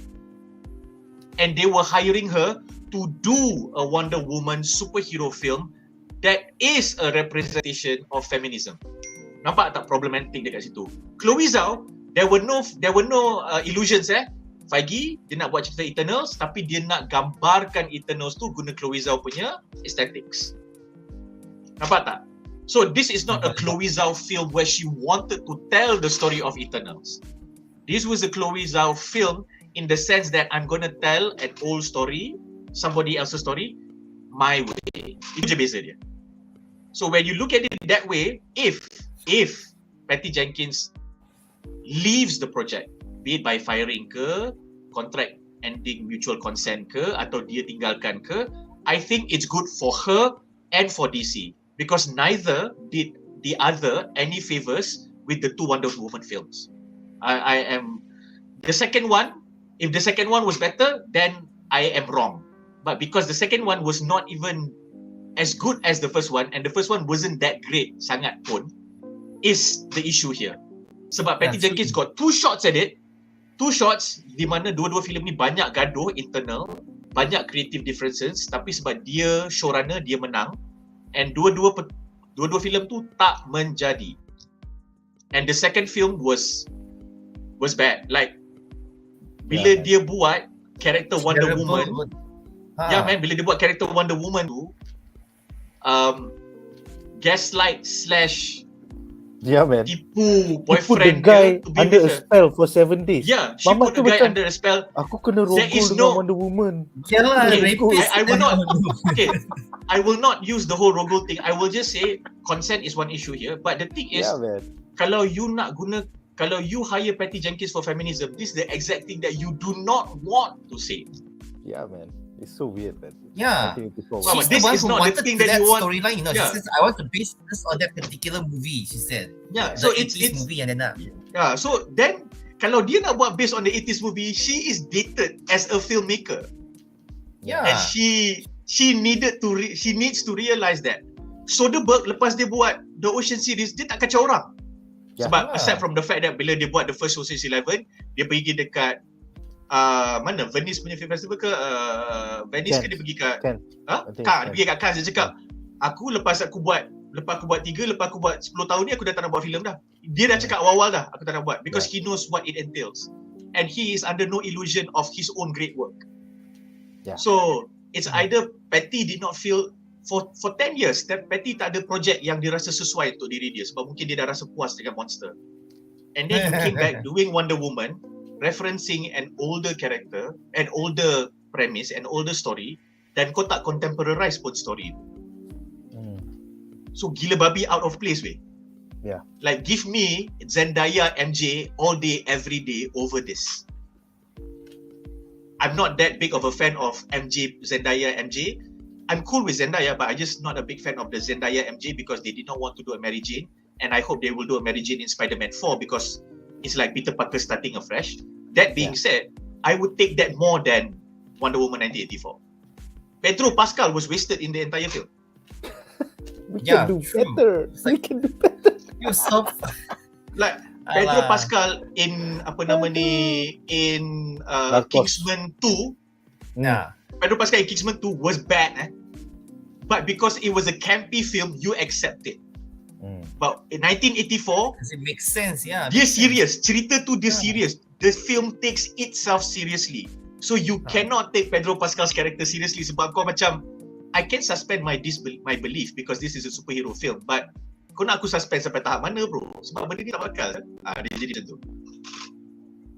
Semuanya macam Wonder Woman dia cakap please lepas tu everything magically go away. And then exactly. Also wasted. Itulah all of that. And it's like the thing is yang orang tak tahu, mungkin orang tak perasan sebab kebanyakan action scenes dalam 1984 tu memang teruk. Memang cantik, dia tak secantik yang Wonder Woman 1 punya.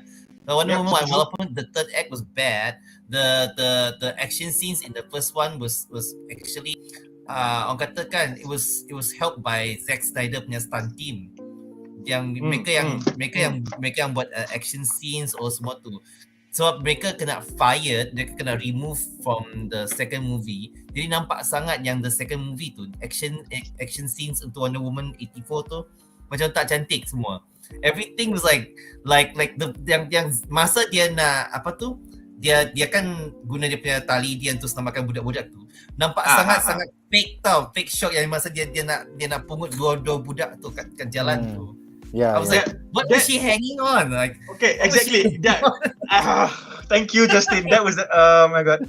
As aku tengok situ macam I still remember that. What is she hanging on? Azim, apa sah Azim? Tengok ni dah jadi bitching fest Wonder Woman dah ni sekarang. Dah bukan cerita Moonlight dah ni sekarang. Okay.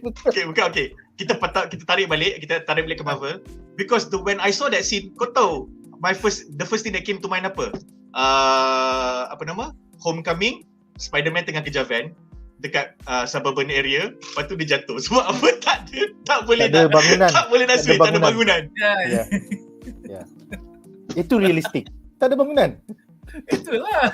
Kau nak bergaya atau apa sia? In fact kan, aku lagi pelik Wonder Woman nak buat macam tu. Dia boleh lompat, dia boleh terbang. Kau nak campak langsung, kau buat apa? Kau terbang je lah pergi situ. Itulah. Okay, dengan itu berakhirlah Beach Fest untuk Wonder Woman 1984. Satu peringatan ya, Muhammad Azim mengatakan sumber berita pemecatan itu adalah DC Entertainment. So bila kau cuba klik DC Entertainment tu, kalau dia bawa ke Twitter atau Instagram, adakah akaun tu dapat double blue tick ataupun adakah itu sekadar fan channel yang namakan diri dia DC Entertainment. So banyak sumber berita ni kita boleh counter check sama ada kat Twitter dah cover ke tak, kat IG dah cover ke tidak, and then adakah akaun tu double blue tick ataupun adakah itu sumber berita yang sahih daripada Hollywood. Kalau tidak, jawapannya fake news. Anyway Hazim, thank you so much sebab kau tanya soalan macam ni. Kau pun check, kita pun bagi tahu macam mana nak check, dan kita pun Beach Fest kejap sebab kau bagi trigger.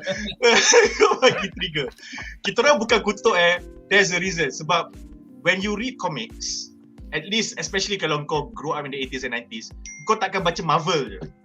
Kau akan baca Marvel, lepas tu kau akan baca DC, lepas tu kau akan tendang baca Vertigo dengan Image. Benda tu wajib. Kau akan pukul semua ni. Jadi bila kau tengok orang buat filem adaptasi, tak kisahlah publisher mana, lepas tu benda tu merapu, dia jadi macam ni lah. Dia akan jadi macam ni. Yes, unfortunately. Unfortunately. Alright, second last question. Soalan, adakah Midnight Man akan muncul dalam episod 4? Aku bagi spoiler. Tidak. Sorry fan-fan of Midnight Man ataupun Anton Mogart. Dan soalan terakhir adalah untuk Jamal. Yang ni aku tak boleh jawab. Soalan menyimpang. Adakah panelis tengok siri Korea Bad and Crazy? Hero dia pun ada sindrom personality. Silakan Jamal. Aku tak tengok pada. Saya tengok, saya dah khatam 2 bulan lepas. Wow. Hero dia ada DID. Tapi DID dia ada satu identity je yang ekstra. Dan identity ekstra tu adalah macam Tyler Durden. So tetapi macam dalam Fight Club. Tapi beza dia ini adalah Tyler Durden versi comel, versi cool, versi bro, jom kita pergi lawan bro. Dia macam tu. So it's kind of cool. Yang funny punya. Namun dan dia adalah Tyler Durden yang nak jadi hero dalam Fight Club. Dia adalah Cap Palahniuk punya macam Tyler Durden is a symbol of something. Tyler Durden is an idea that is a repressed against capitalism, because he is a manifestation of the main of Edward Norton punya character, punya repressed punya feelings lah. Dalam Bad and Crazy, the hero bapak dia mati kena bunuh serial killer masa dia kecil. Bapak dia mati kena bunuh sebab bapak dia adalah seorang abuser. Tetapi orang yang bunuh bapak dia adalah budak sebaya dengan dia daripada orphanage yang sama that grew up to become a serial killer. Namun masa pembunuhan itu berlaku, budak tu berjaya intimidate anak dia ni, dan anak dia ni bila nampak bapak dia kena bunuh dengan budak tu yang pada ketika itu best friend dia, anak dia ni ada trauma yang besar. Dia lari keluar rumah, dia penat, dia tertidur tepi jalan dengan berlumuran darah, dan masa dia tertidur itulah karakter DID yang superhero Tyler Durden tu keluar. So bila dia besar, dia jadi prosecutor. Dan he is a very good prosecutor. Kerja dia nak masukkan orang-orang jahat dalam jail. Tetapi masa dia buat kerja ni, then dia come face to face again with the serial killer yang dah ada modus operandi yang lebih baharu. Dan serial killer ni dah menjadi seorang terapis. So dia gunakan dia punya patience untuk buat killings. So when he was investigating this shit, bila dia pergi cari orang, bila dia pergi kat case punya ni, dia kena lawan dan dia nak selamatkan diri dia tapi dia takut. That's when the Tyler Durden hero punya identity keluar. Tapi yang dia tak sedar adalah sebenarnya dia sendiri yang tapau orang jadi hero belasah-belasah. Lepas tu dia balik rumah, dia ada cedera-cedera semua. Tapi dia tak faham, kenapa aku penat? Asal aku ada injury ni? So for the first about 6 to 7 episodes, you understand that, and then the remaining episodes is about him tracking the serial killer, where he then discover that, oh sebenarnya kau lah bunuh bapak aku, but you made me think that I was the one who killed my dad. To the point aku ada DID. So it was a pretty cool, and it's a fun watch. It's 12 episode je. So this guy is the second male lead kat dalam Goblin. So kalau kau tengok seri, it's very nice show. The first episode masa dia Tyler Durden hero keluar tu agak cool sebab dia tak pernah tukar baju. Dia pakai baju yang sama, dia pakai leather jacket yang sama. Rawak dia lain lah. Kau nampak quality dia nampak lain. Ya. Dan dia tak boleh kalah. Dia tak kisahlah kena belasah macam mana pun dia tak boleh kalah. Tetapi benda tu adalah simbolik kepada semangat identiti prosecutor ni yang akan sentiasa lawan sebab dia dah tak sanggup ditindas dan di abuse oleh sesiapa pun. So it's pretty cool. Dia macam dan dia punya girlfriend dalam cerita tu, dia punya female lead, she's quite pretty. So kalau kau suka tengok for that reason, go watch it. What else it's a fun watch. 12 episode je. Kalau kau suka Fiery Priest, kau tengoklah cerita ni. Nice. Thank you for the K-drama recommendation. Soalan terakhir, Amar bertanya, berapa episod kesemuanya Menat? 6 episod. So kita dah midway point ni. Kita ada 3 lagi episod. I think by habis raya ni akan berakhirlah siri ni. Alright guys, so dengan itu berakhirlah segmen pertama kita dan kita akan ke babak menarik kita yang kedua. Alright, jadi babak menarik kita yang kedua adalah tentang the ENNEAD. gods of Egypt. So ada satu quote menarik daripada Khonshu dalam episod ini yang mengatakan, I was banished for not abandoning humanity like the rest of you. Jadi soalan pertama adalah untuk semua panelis, pasal Hadi tak ada malam ni. Apakah pendapat anda tentang cara pengarah Muhammad Diab menonjolkan Mesir sebagai kota moden yang dikelilingi peninggalan kuno di dalam episod ini? Serta apakah pendapat anda tentang penampilan pertama The ENNEAD, sekumpulan dewa Mesir kuno yang masih wujud di bumi dengan avatar masing-masing. So kita mulakan dengan Jamal. Silakan Jamal. I like it. Walaupun shooting semua kat Budapest. So whatever you saw that you thought was London, that you thought was Cairo, semua Budapest. Ada certain Cairo scenes tu memang shoot kat Cairo lah. They went to Jordan. They went to Jordan. Yeah. I'm sorry sebab aku tengok interview dia dengan Colbert. So cantik, aku suka. Aku tak ada complaints. I liked it. I felt that it was in universe. It wasn't immersive, but it did not feel unfamiliar, and it was not distracting. Dia tak rasa macam ni kat mana? Tak ada. But it looks authentic lah kan? That was the word I was looking for. Thank you, Justin. It felt authentic. I don't care if it is not to some better reviewers than me, but to my eyes and what I felt, it did not stood out to look odd or awkward or odd. It felt authentic, and the characters felt like they belong there.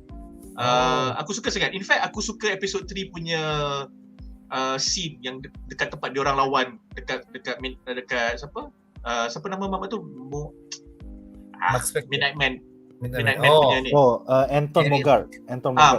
Mogart punya tempat tu. Sebab tempat tu I like how they did that. Like macam aku tak pernah, sebab dalam Marvel bila kau tengok diorang lawan, kalau bukan dalam bandar, kat some unknown place yang kat atas bukit ke kat space. Yang ni macam betul-betul kat padang pasir.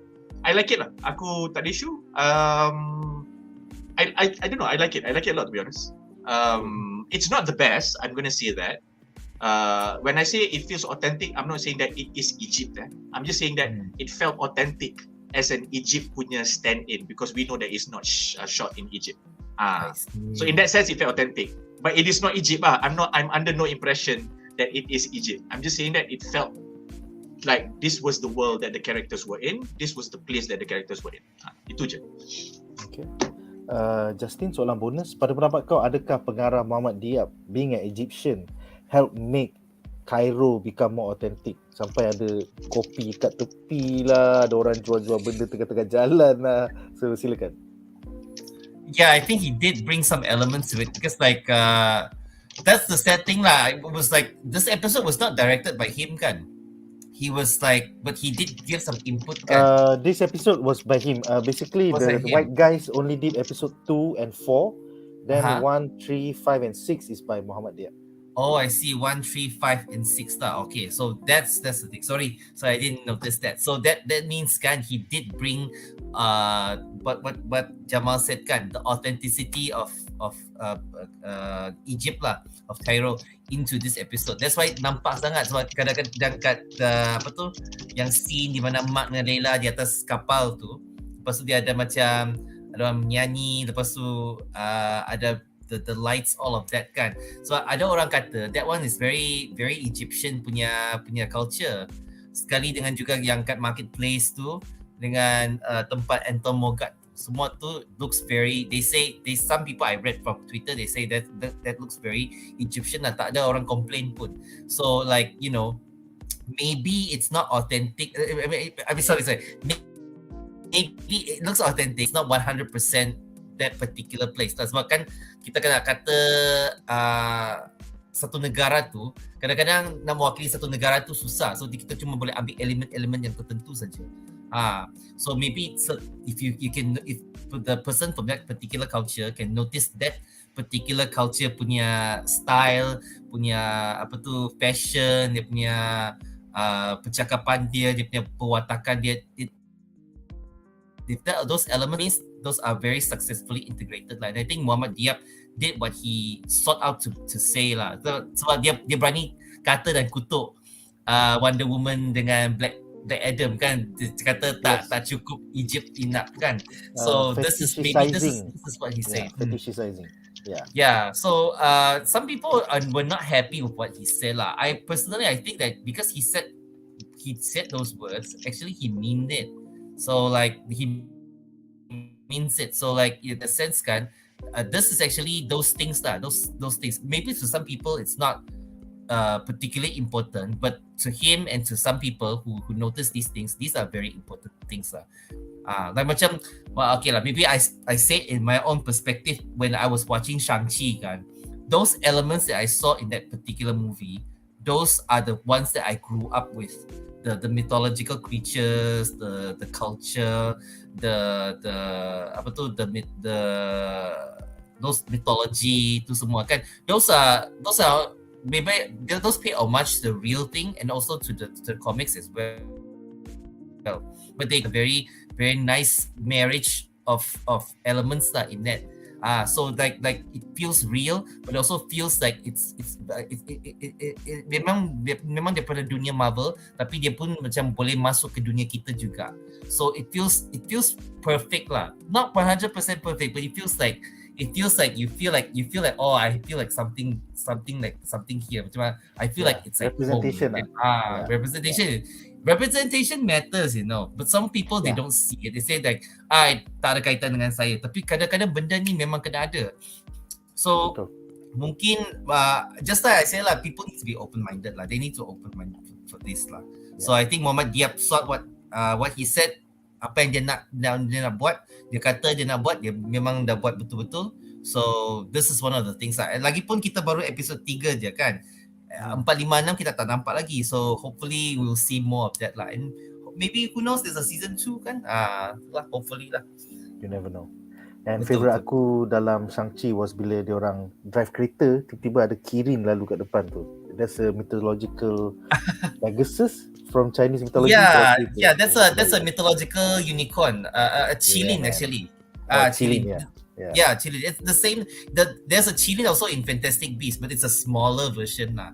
Kan dia macam rupa macam rusa tu.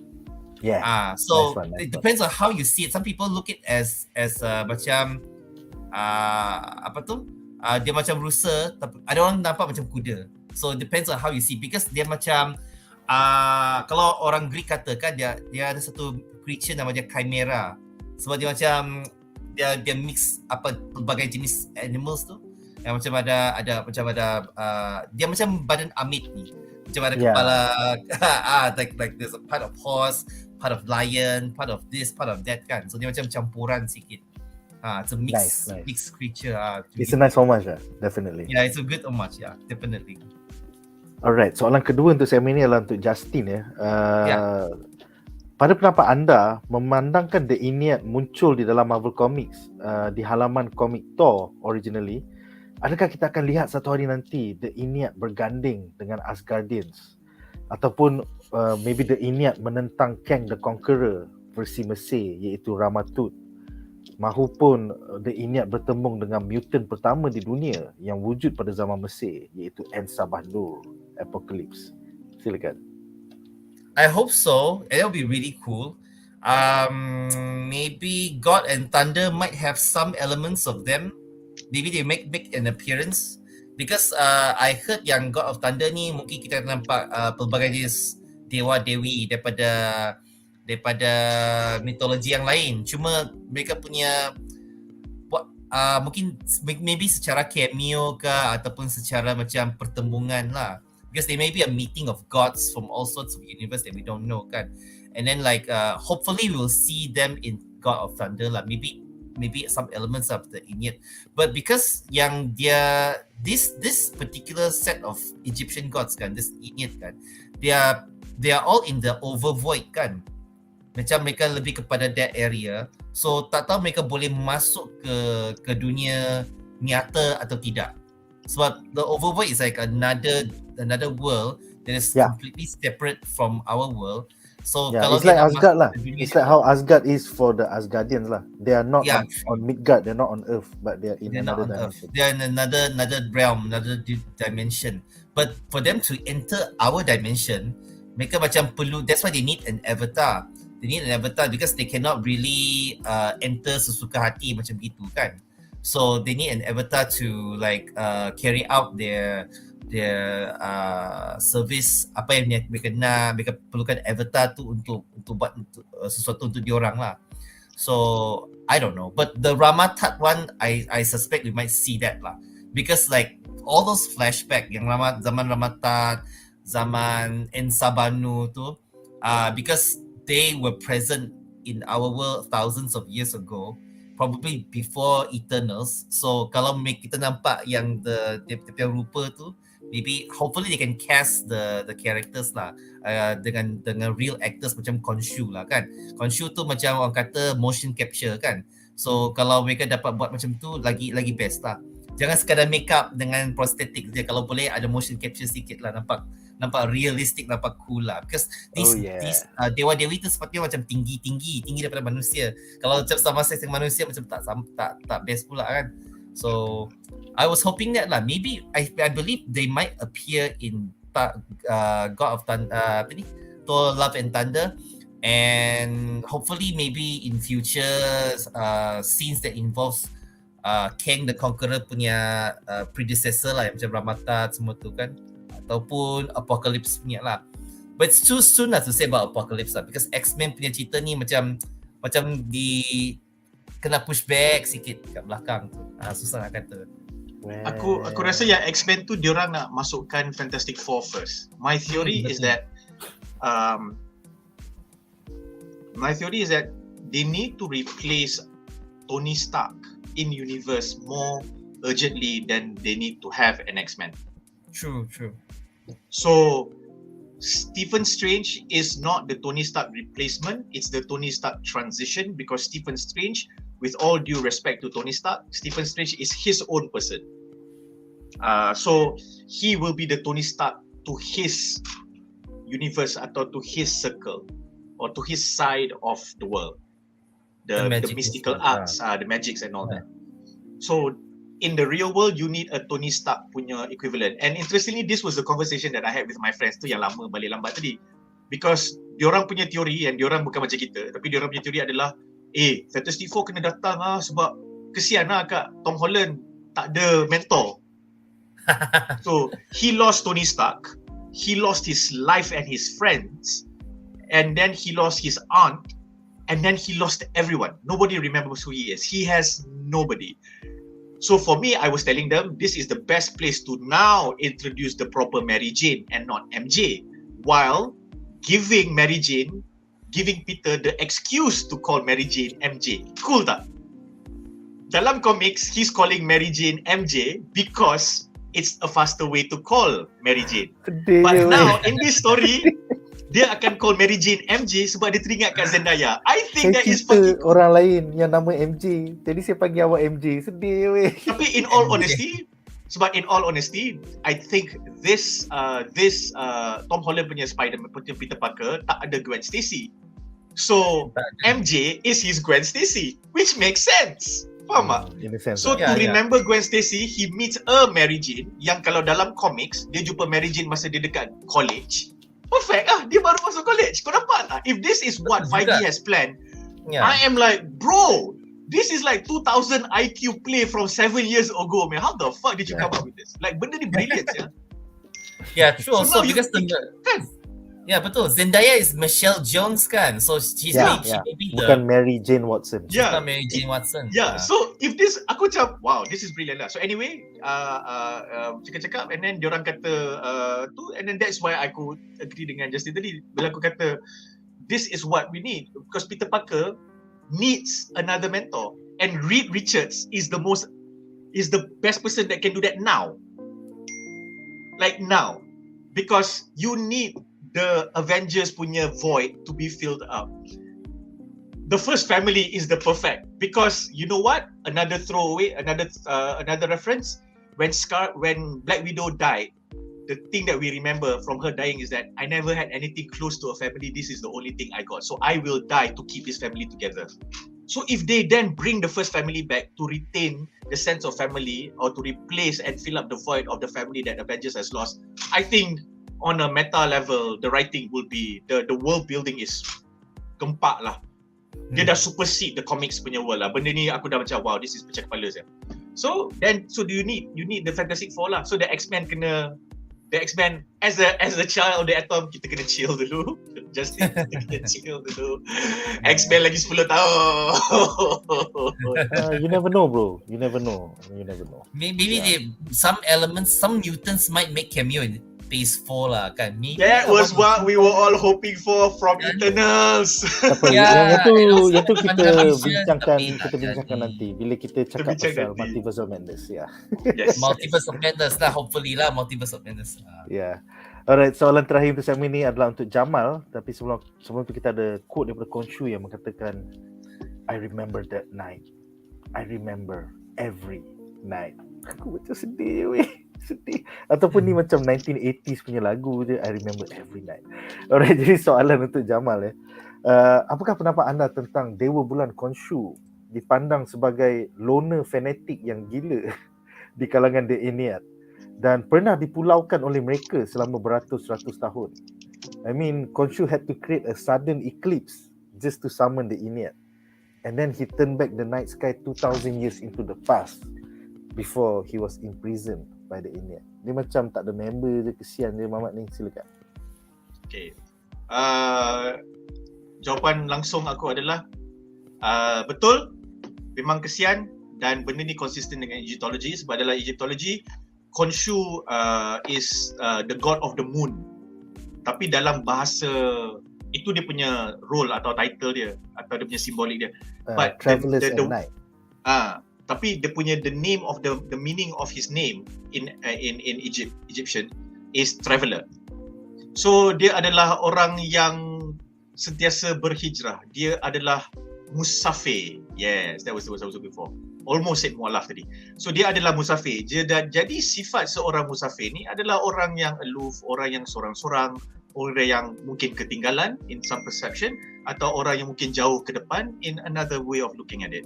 So he is always off his own, he is always in an island on a lonely road.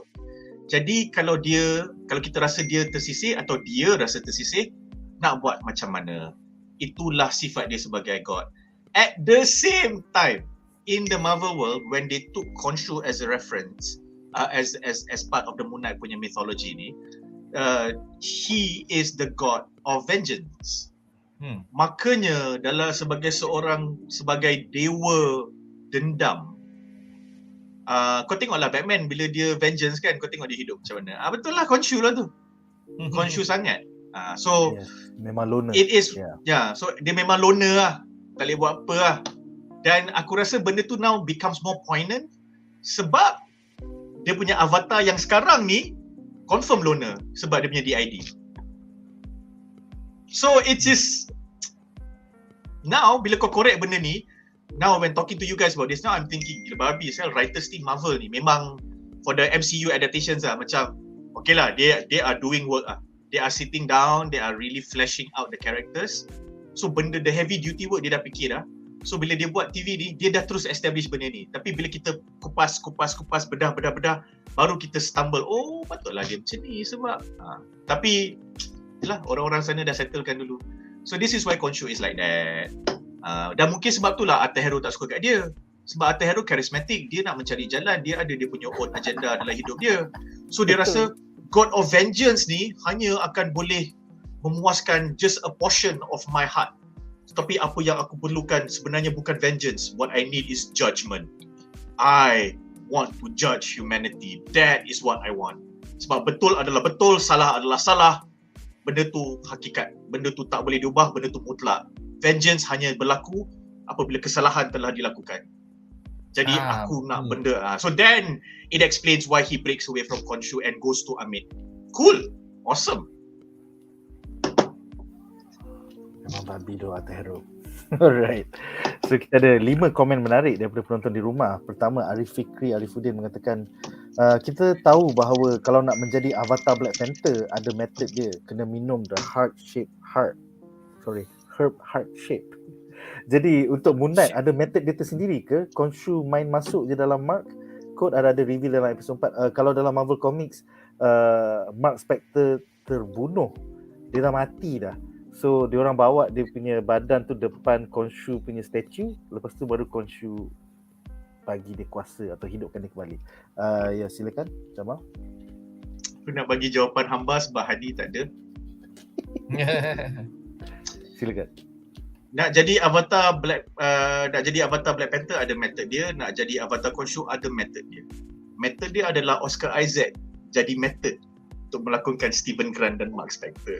Yes! Itu dia. Apa yang kau berlalu ni, Sian?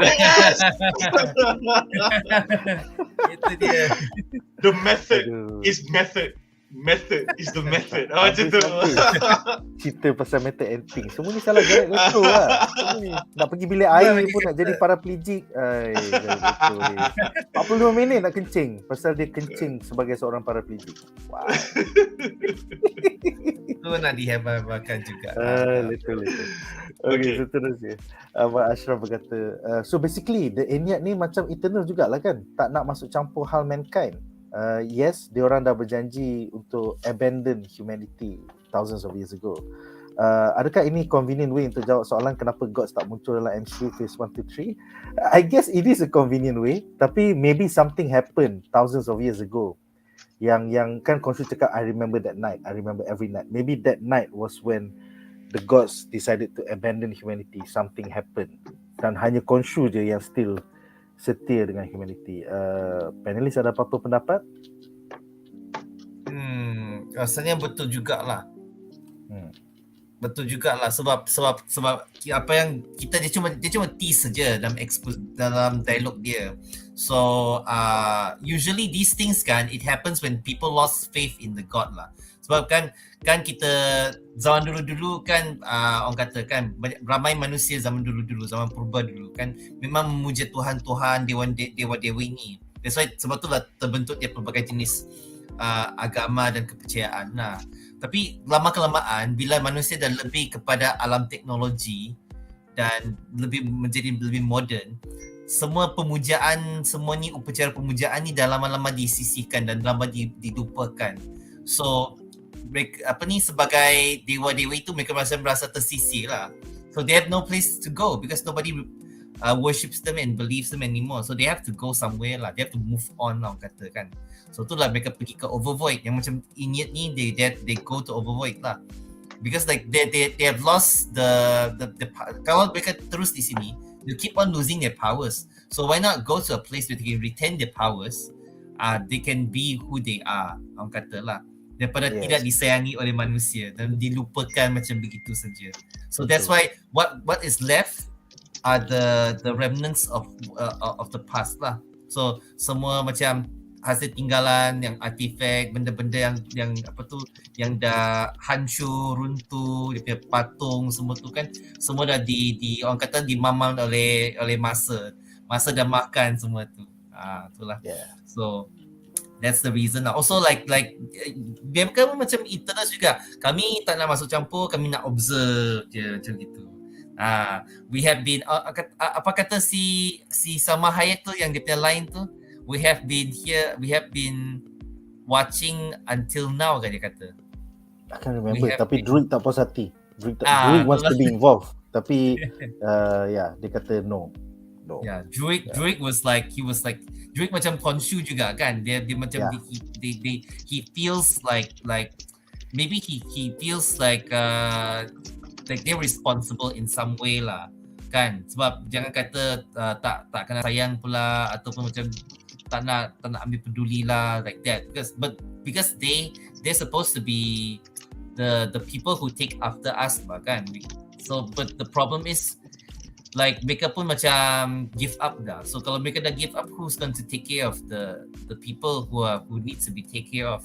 So this kind of a thing kan, it's actually a very, bagi saya kan, it actually reflects to our human society as well lah. Sebab kan kita kan kalau rakyat mahrin kan, semuanya kadang-kadang tak berdaya ataupun ada orang, ada setengah golongan masyarakat tu orang tak peduli kan. Jadi siapa-siapa golongan yang mampu ataupun berada kan, actually they should be the ones that help the normal people lah, I think lah. This is actually that's what I see lah, the perspective lah. Mungkin some people didn't see it, but that's what I saw lah from what they were trying to say lah. in Eternals and also possibly in this kind of storyline for Moon Knight. Betul. Dan untuk menjawab Rogon, yes, Khonshu masih kisahkan pasal manusia walaupun dia dah tidak dipuja lagi. Alright, seterusnya Easy for Easy. So, Nick, aku nak tambah yang pasal Khonshu tadi tu. yes, Dia kisah sebab dia God of Vengeance. Vengeance adalah kau kena hukum benda tu sekarang. In fact, kau bukan hukum, kau nak kena balas dendam. Benda tu sekarang. Kalau kau Tuhan dan kau God of Vengeance, you cannot wait for the afterlife, for kiamat or rather for judgment day to bagi the punishment. Sebab itu dah luar kau punya kawasan. Itu dah luar kau punya ni. Itu adalah God of Judgment, itu adalah God of Punishment, itu adalah God of Underworld dan sebagainya. So sebagai God of Vengeance, dia tak peduli hukuman neraka macam mana. Yang dia peduli adalah pesalah itu telah dibalas dendam selagi pesalah itu masih lagi hidup. Itu cerita dia. Betul. Yep. They have to balance the scale. Orang kata, yang satu saya nak tanya, tiba-tiba kata vengeance kan. Kalau Ghost Rider kan spirit of vengeance kan. Kalau spirit of vengeance jumpa dengan piece of vengeance macam mana? Aku rasa diorang geng Piece of Vengeance menang.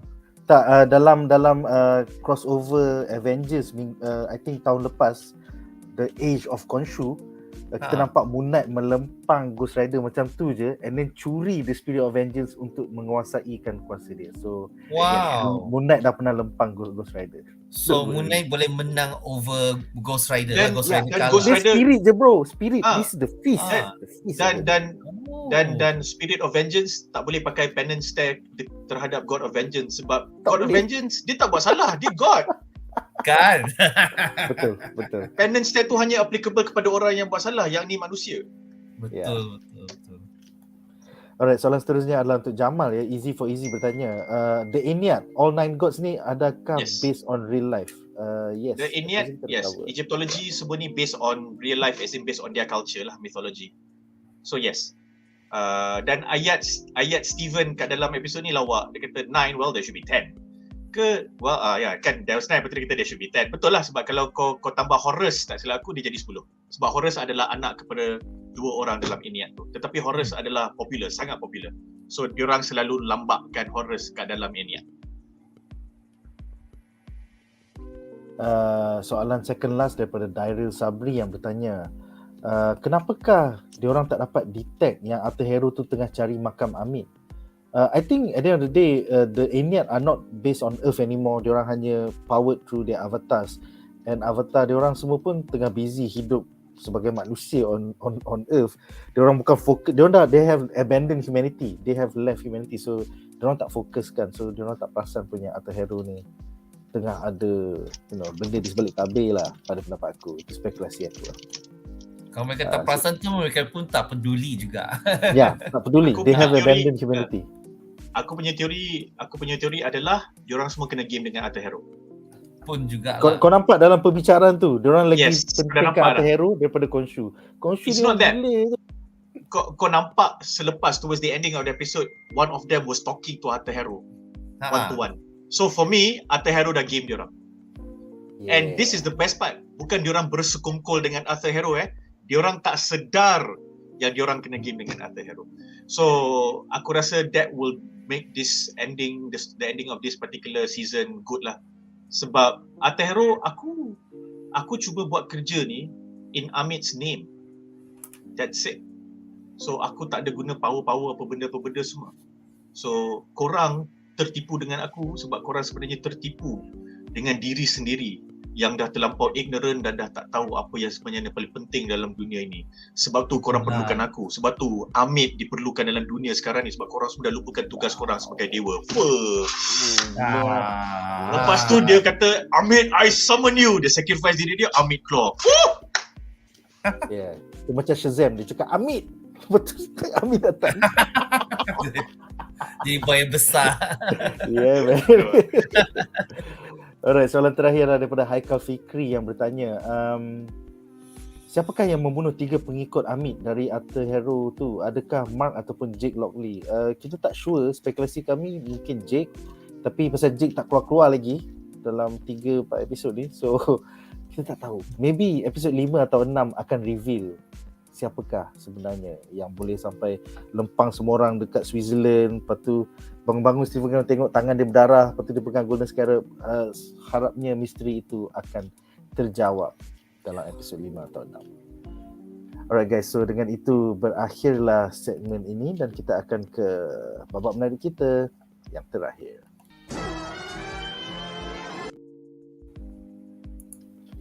Alright, jadi babak menarik kita yang terakhir adalah tentang Villains Unite, Harrow and Mogart. So soalan pertama adalah untuk semua panelis. Apakah pendapat anda tentang The ENNEAD termakan kata-kata Arthur Harrow dan akhirnya menangkap Khonshu di dalam batu to be sealed away forever? Aku macam, Khonshu tu dah desperate kot. Takkan kau tak faham? Silakan, kita mulakan dengan Jamal. Soalan ni separuh daripada jawapan ni aku dah bagi just before kita masuk peluang ni tadi, dah jawab tadi. With regards to Khonshu, takkan korang tak faham? Tak boleh buat apa, Khonshu memang macam tu. Khonshu tu macam Wolverine. You don't understand Wolverine. Except if you're Jean Grey. Jean Grey pun tak faham Wolverine sebab dia boleh baca kepala Wolverine, lepas tu dia sympathize dengan Wolverine je. So Wolverine je yang ingat Jean Grey suka kat dia, tapi Jean Grey kesian kat dia sebenarnya. Okay, aku kutuk Wolverine. Anyway, dia macam Wolverine. Kau dah tak boleh, kalau macam mana kau nak faham orang macam tu kan? So bila orang macam tu, lagi dia desperate, lagi dia eccentric, lagi dia desperate, lagi dia melampau. So dan ENNEAD ni kalau kita boleh tengok, kalau kita nampak, diorang ni adalah orang-orang yang ada sesuatu di atas punggung mereka. Macam tu direct translation. Ataupun kata salut pula.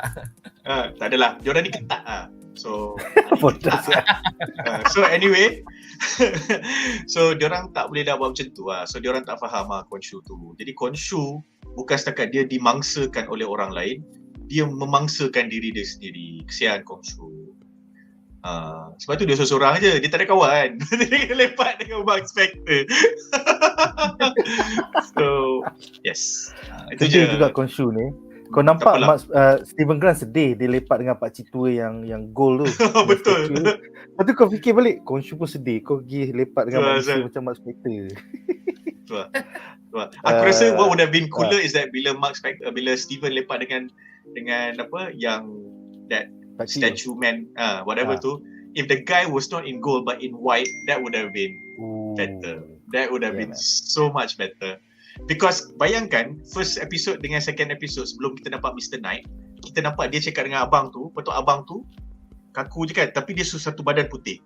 And then bila the scene dia tukar jadi Mr. Knight, our expectation would be bila kau jadi Moon Knight, kau jadi macam mamat yang kau duk simbang hari-hari masa lunch. Lawak sial kau. Dia jadi macam tu. It would have been funnier, but it's okay. Yeah. By the way, Easter egg, mereka mengatakan bahawa pakcik tua tu adalah Crowley, satu daripada sidekick kepada Marc Spector dalam komik. Tapi tak sure lah, itu sekadar spekulasi netizen. Semua muka dia macam kan. Yeah, Justin, anything you want to add about the ENNEAD and how dia kena game dengan Arthur Harrow?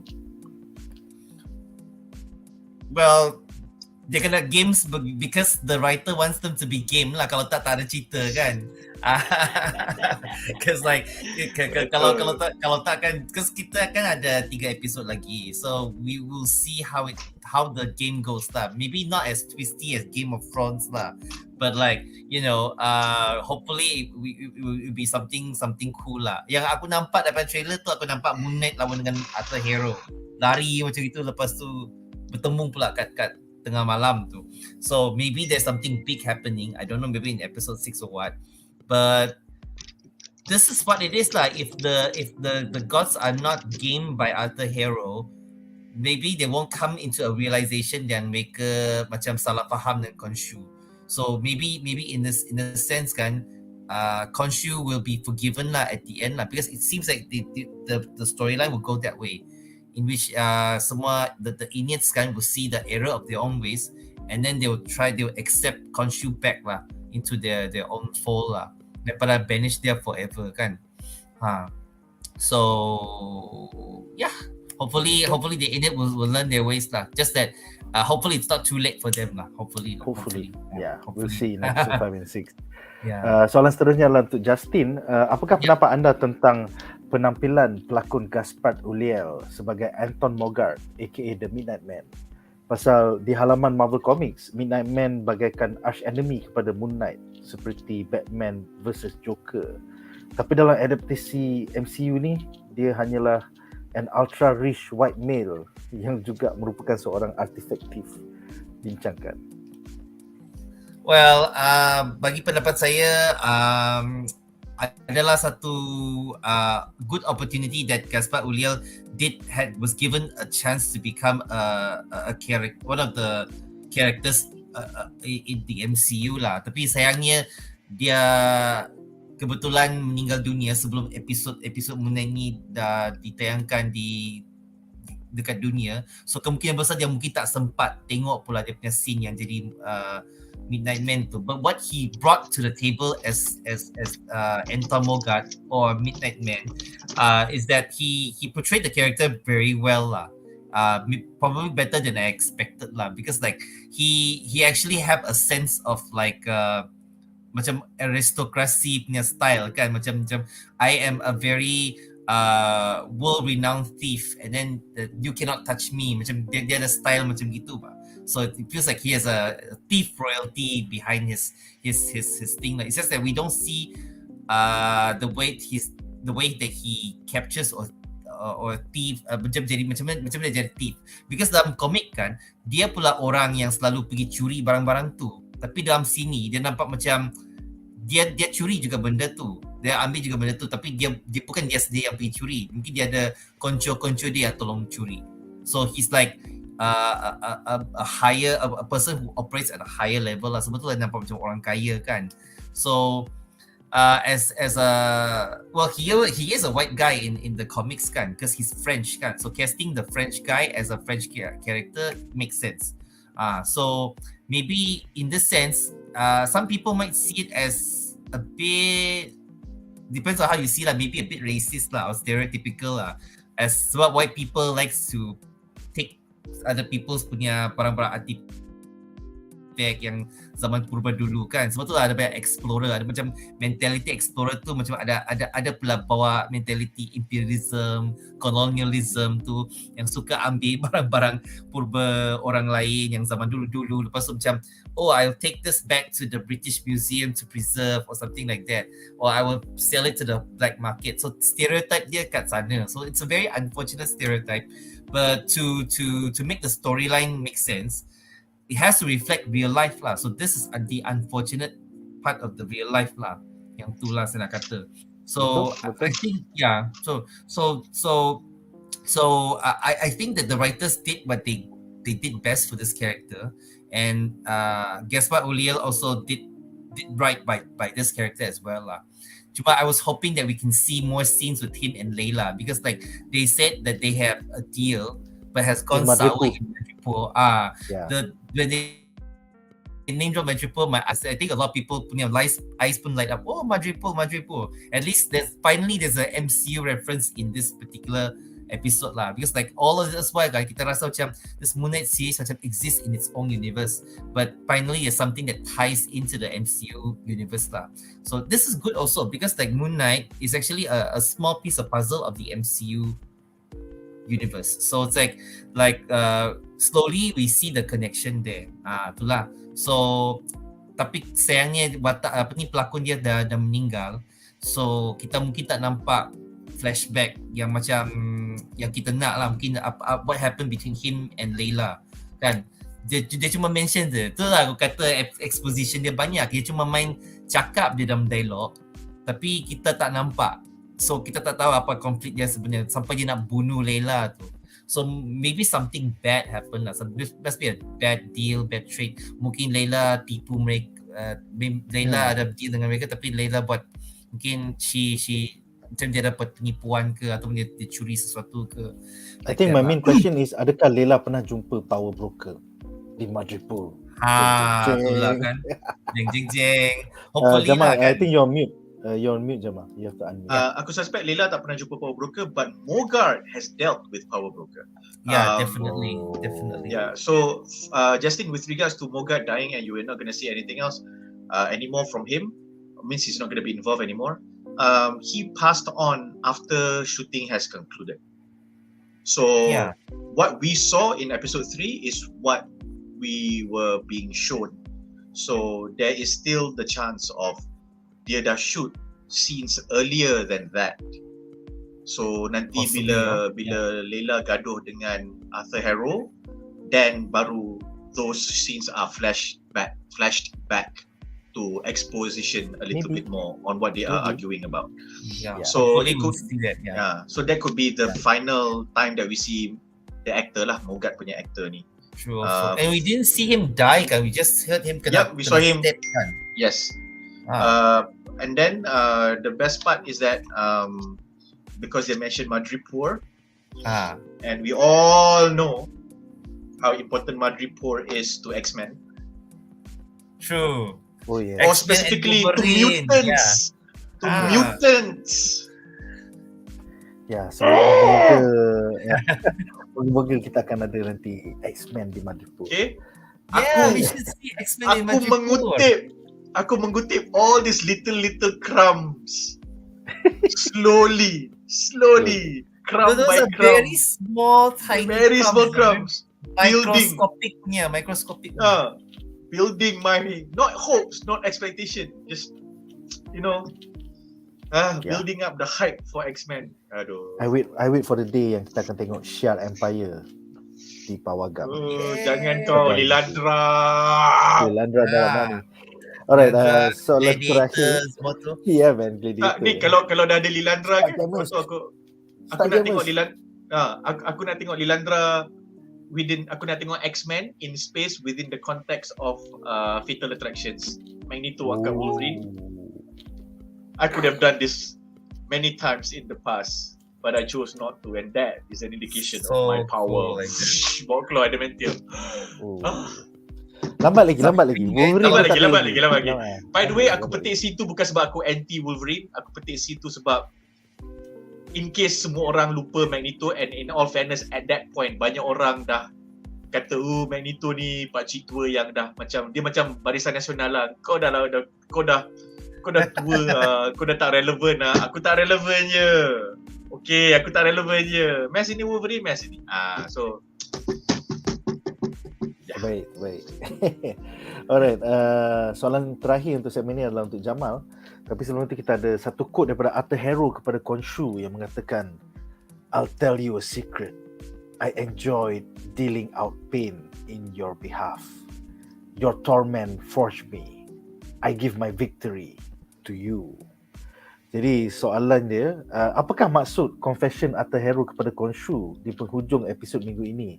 Adakah ia bermaksud bahawa walaupun Harrow kini Herald of Amid, namun idea Doomsday-nya was hatched while Harrow merupakan the fist of Khonshu? Silakan. I don't understand that quote. It was kind of weird. Silakan. Let's reread the quote. Let's reread the quote and we try to contextualize it together. So, mana dia? Okay. I'll tell you a secret. I enjoyed dealing out of pain on your behalf. Your torment forged me. I owe my victory to you. That was what he said. I owe my victory to you. So, alright. So, basically, going back to the point that Arthur Harrow used to be Khonshu's avatar, right? Excuse me. Arthur Harrow used to be Khonshu's avatar. So, in a way, Arthur Harrow found his way after being Khonshu's avatar. So when he found his way after being Khonshu's avatar, and then he made the conscious decision to leave Khonshu the way he did, which we do not know how, but it directly resulted in Khonshu finding Marc Spector and Arthur Harrow going to Amid lah. He went for Amid sebab dia rasa dia dah jumpa dia punya calling. Okay, now if you look at this statement within that context, it makes complete sense because satu, Khonshu, even though he was Khonshu's avatar, Khonshu never took control of Arthur Harrow. And if Khonshu, kita assume yang dah pernah ada avatars previously, we can at this point assume that he lost these avatars to natural causes. Avatar dia mati dalam fight atau mati naturally. And then for a long time, he couldn't find a suitable avatar. which during that period of time dia makin firm up his belief, makin shape his opinion of how the world is and what he needs to do, and then dia makin particular nak mencari avatar yang seterusnya, kerana dia avatar yang seterusnya mempunyai misi yang lebih besar. And then dia jumpa Arthur Harrow, which he thought was the right avatar. Tetapi Arthur Harrow mempunyai pendirian dia yang sendiri, mempunyai perjuangan dia yang sendiri, and then Arthur Harrow meninggalkan Khonshu. So at this point, for Arthur Harrow, Khonshu was the stepping stone that led him to Amit. Okay?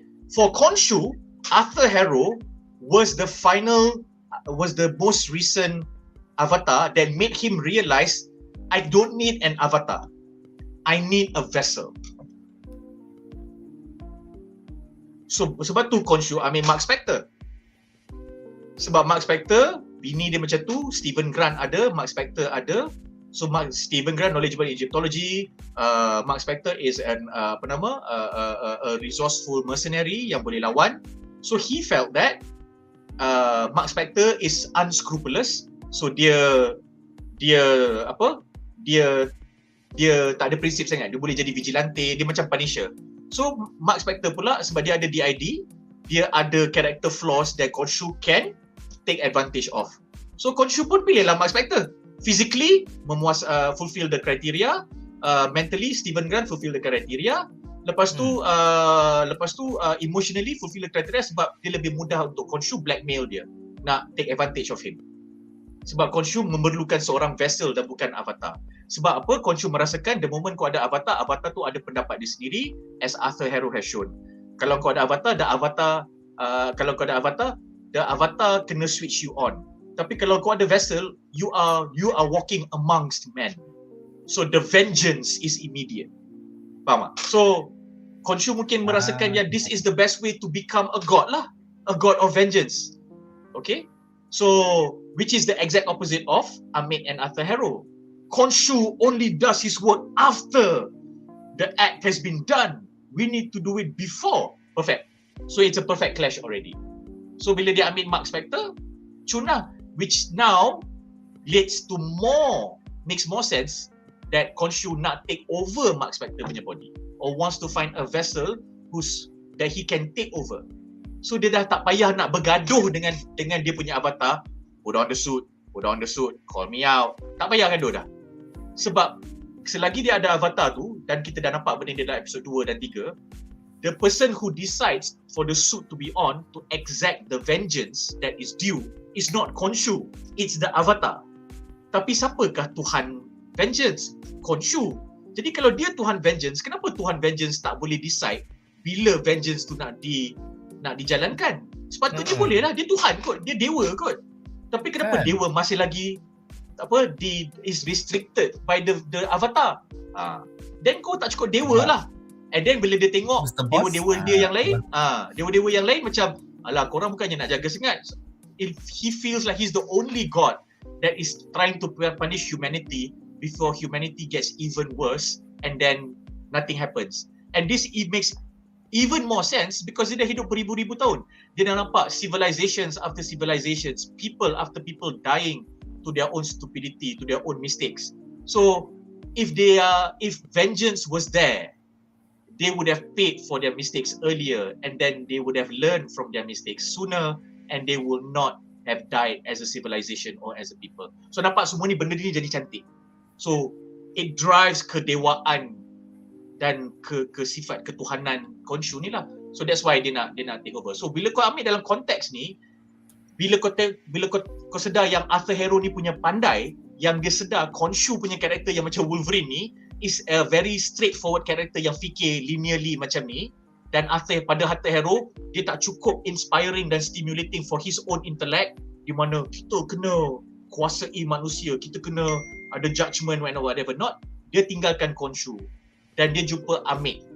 So bila dia kata dekat Khonshu, dan he kept this as a secret from Khonshu, which he can, sebab Khonshu tak boleh control avatar. Dia tak boleh tahu avatar tu fikir apa. Faham tak? Dia boleh bersembang dengan avatar tu, but he doesn't know what Stephen Grant thinks. He doesn't know what Marc Spector thinks. He cannot control them specifically. At least until macam dia kat dalam dibicarakan tu. So bila Arthur Harrow sedar benda ni dan dia pergi ke Amit, dan bila dia tengah nak berjaya tu, dia pun kongsi lah. Dia dalam excitement dia tu, dia cakap lah secret dia dekat Khonshu. I will tell you a secret. I enjoy dealing pain on your behalf. Sebab dia appreciate Khonshu nak balas dendam tu. That part dia suka. Sebab dia rasa dia tengah buat something untuk membetulkan dan menghukum manusia. But it is always too late. Because kesalahan tu telah dilakukan. Orang dah mati. Kan? Dah ada orang teraniaya. So dia cakap lah, I enjoy dealing pain in your behalf. Your torment forged me. So the torment of only punishing people after they make their mistakes, after they do their wrongs, and then people losing lives and the world falling into worse, falling into where. So sekarang ni, the torment of living like that and realizing that your vengeance and your punishment is never enough. You can never stop man. Because after you exacted vengeance for this person, then you realize ada orang tu pun ada vengeance. Orang ni pun ada vengeance. Orang ni punya vengeance 10 tahun. Orang ni punya vengeance 50 tahun. Orang tu punya vengeance 7 generasi yang lampau. Orang ni punya vengeance civilizations ago. Semua orang punya vengeance tak terbayar. What the fuck is the God of vengeance doing? You are slow. Nampak? So that's when dia kata, I am tormented by this. I want to mean more as somebody who is an avatar. I want to make this world a better place. Kalau dia dah twisted kan. So dia katalah, your torment, the torment of being an avatar that is too slow and whose vengeance cannot change the humanity for thousands of years, forged me. Turn him to become somebody who is looking for and eventually found Amit. So sekarang dia kata, I owe my victory to you. Sebab dia rasa dia dah nak menang. Dia dah tipu ENNEAD, dia dah nak jumpa Amit. Dia dah jadi Amit ni. Dia lansi lah. Dia punya momen dia lansi lah. So dia owe dia punya victory ni. Dia owe dia punya victory ni to Khonshu lah. Sebab kalau dia tak jadi avatar Khonshu, dia tak sampai kat sini. So that is where the line comes from. Sebab tu aku suka ending ni. Because this is the best part. Arthur Harrow punya karakter ni very measured and very methodical. So bila dia buat statement tu, dia tak buat kosong tau. Meaning semua plan dia meticulously planned, strategi, taktik semua one by one berlaku. Everything falls into place one by one by one. Khonshu behave like Khonshu, Stephen Grant, Marc Spector, everything fell into his trap. Jadi bila dia dekat moment tu, he can feel how close he is. Then ayat dia, let me tell you a secret. Sebab dia dah pendam benda ni lama tau. Kan? I'll tell you in a secret. I enjoy dealing pain. Aku memang suka jadi kau punya avatar lu, hukum orang sana sini sebab vengeance, sebab dendam-dendam yang tak terbayar, yang perlu dilunaskan. Tetapi sebagai avatar kau, buat kerja kau ni is very menyeksa aku.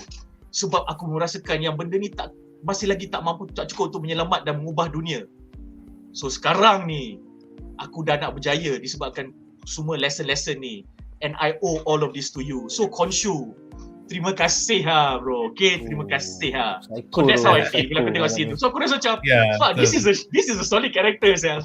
Dan it's Ethan Hawke. Dia tak ada dia tak ada macam tu. Dia macam charismatic. Tak stereotype kan. Charismatic gila baby, tak stereotype. Dia macam ini cult leader lah. Ini baru cult leader. Ini baru David Koresh. Kan, always in control at all times. Gila weh. Pro, memang pro. Memang pro. So dia cool lah. And then dia punya kontras pula, Stephen Grant, hey, hello, dengan Marc Spector. Kontras dia perfect lah. Stephen Grant from the gift shop. I'm Stephen Grant from the gift shop. Yeah. Marc Spector dengan Khonshu. Dengan Khonshu. Khonshu belajar. I am justice. I am justice. No, he's wrong. You should know he has plans against you. What is your proof? You should still check on him. Betul, macam budak tu, macam budak. Macam budak. Sebab itulah Arthur Harrow macam, kalau aku nak jadi avatar, aku tak nak jadi avatar kepada dewa yang hampir macam ni lah. Kau nampak ego dia keluar. Betul. So yang saya nak tanya, Arthur Harrow yang tinggalkan Khonshu ke Khonshu yang tinggalkan Arthur Harrow? Ini Arthur Harrow dah cakap dah dalam episod 2 masa dia sembang dengan Stephen Grant, masa dia walk into the dia kata that's why I left Khonshu. Something like that lah in that effect. Dia kata that's why I left him and then I found Amit or something like that. But how did he left him? Itu yang itu yang kita tak tahu. Itu yang kita tak tahu. Because of the specifics, like kalau Khonshu boleh kawal Avatar, but macam mana dia boleh meninggalkan Khonshu tu? Tak, dia Yang Khonshu tak fikir. boleh kawal Avatar. Khonshu follows the Avatar everywhere. But if you remember, because Khonshu only Marc Spector acknowledges Khonshu's punya existence and his relationship with Khonshu, and Stephen Grant is not aware of it, at least masa dalam episod 1, Khonshu tak timbul. Jadi bila Stephen Grant baca Egyptology ke buat benda, Khonshu tak tahu apa-apa pun. So sama lah. So that dia ada that space lah for him to hide things from Khonshu. I see. So they can leave, the avatars can leave the gods like. I mean like now we know lah. We only know this because Arthur Harrow yang cakap macam tu kan. So for all I know, dia macam aku dah jumpa Amit.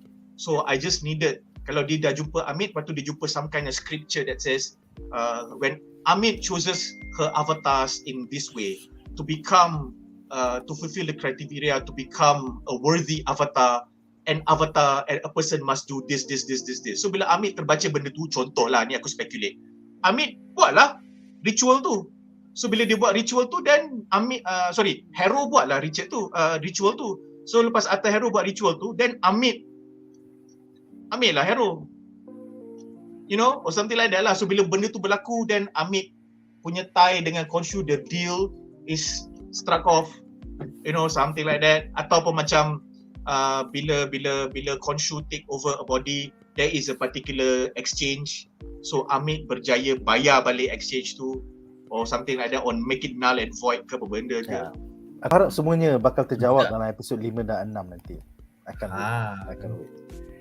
Alright guys, so kita ada 4 soalan menarik daripada penonton di rumah. Pertama, Daisy Cat bertanya ya, apa akan jadi dekat Steven and Marc selepas Khonshu dah tak ada? Korang akan tengoklah dalam episod minggu depan. But the basic idea is, bila Khonshu dah tak ada, therefore dia tak ada kuasa Moon Knight dah. Jadi dia hanya jadi human yang biasa, iaitu Steven dan Marc. So mereka we'll see how it boleh jadi Steven dan Marc tapi tak ada kuasa sajalah. Ya, cuma tak ada kuasa je. Ya. Seterusnya Diary Sabri bertanya, soalan menyimpang, dah tahu ke filem Black Panther mengisahkan tentang apa dan siapa villain dalam filem tu nanti? Setakat ini semua spekulasi oleh netizen bahawa filem Black Panther tu Wakanda Forever akan memfokuskan kepada Shuri dan juga Ironheart, pasal kita dah nampak dengan shooting tahun lepas, dan spekulasi netizen ialah villain tu adalah Namor, the Submariner daripada Atlantis. Tapi mutant! Yes! Hopefully lah, jangan jadi macam Miss Marvel, bukan Inhumans macam gitu.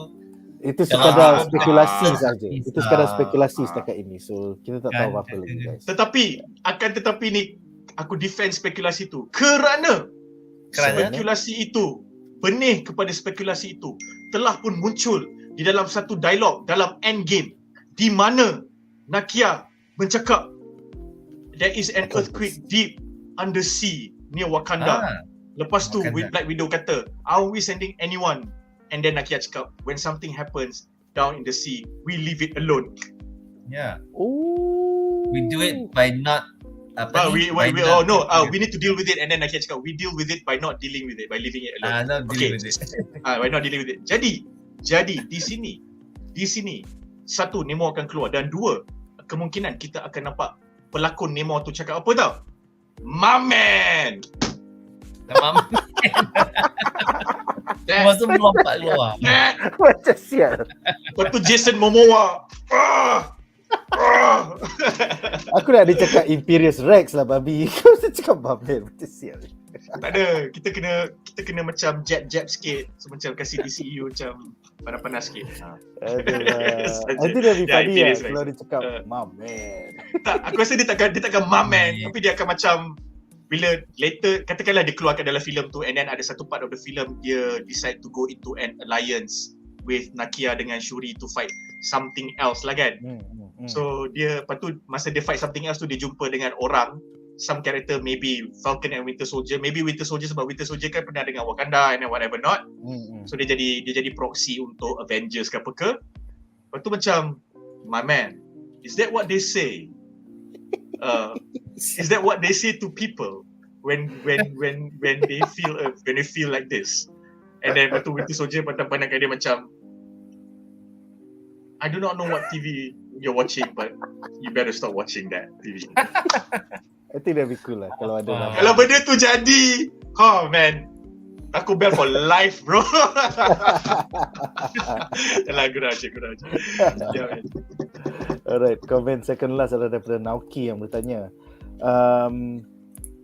suit Moon Knight ni bolehkah disummon ketika waktu siang? Dalam komik yes, memang boleh summon waktu siang, waktu malam boleh. Tapi dalam MCU so far kita tak nampak lagi. Semua dia summon waktu malam je. So sama-sama kita nantikan.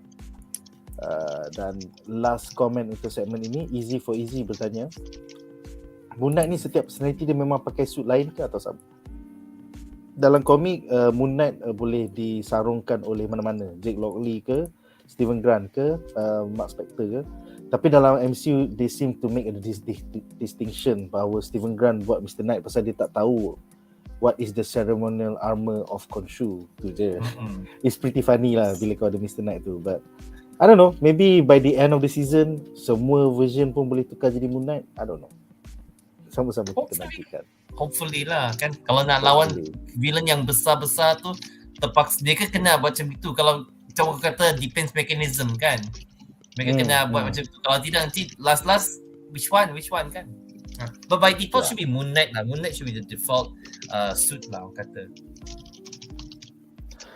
Yeah, it should be. Moon Knight should be the default suit. Alright guys, so dengan itu berakhirlah 3 segmen menarik daripada episod Moon Knight minggu ini. Sekarang kita bakal membincangkan harapan kami bagi episod minggu depan.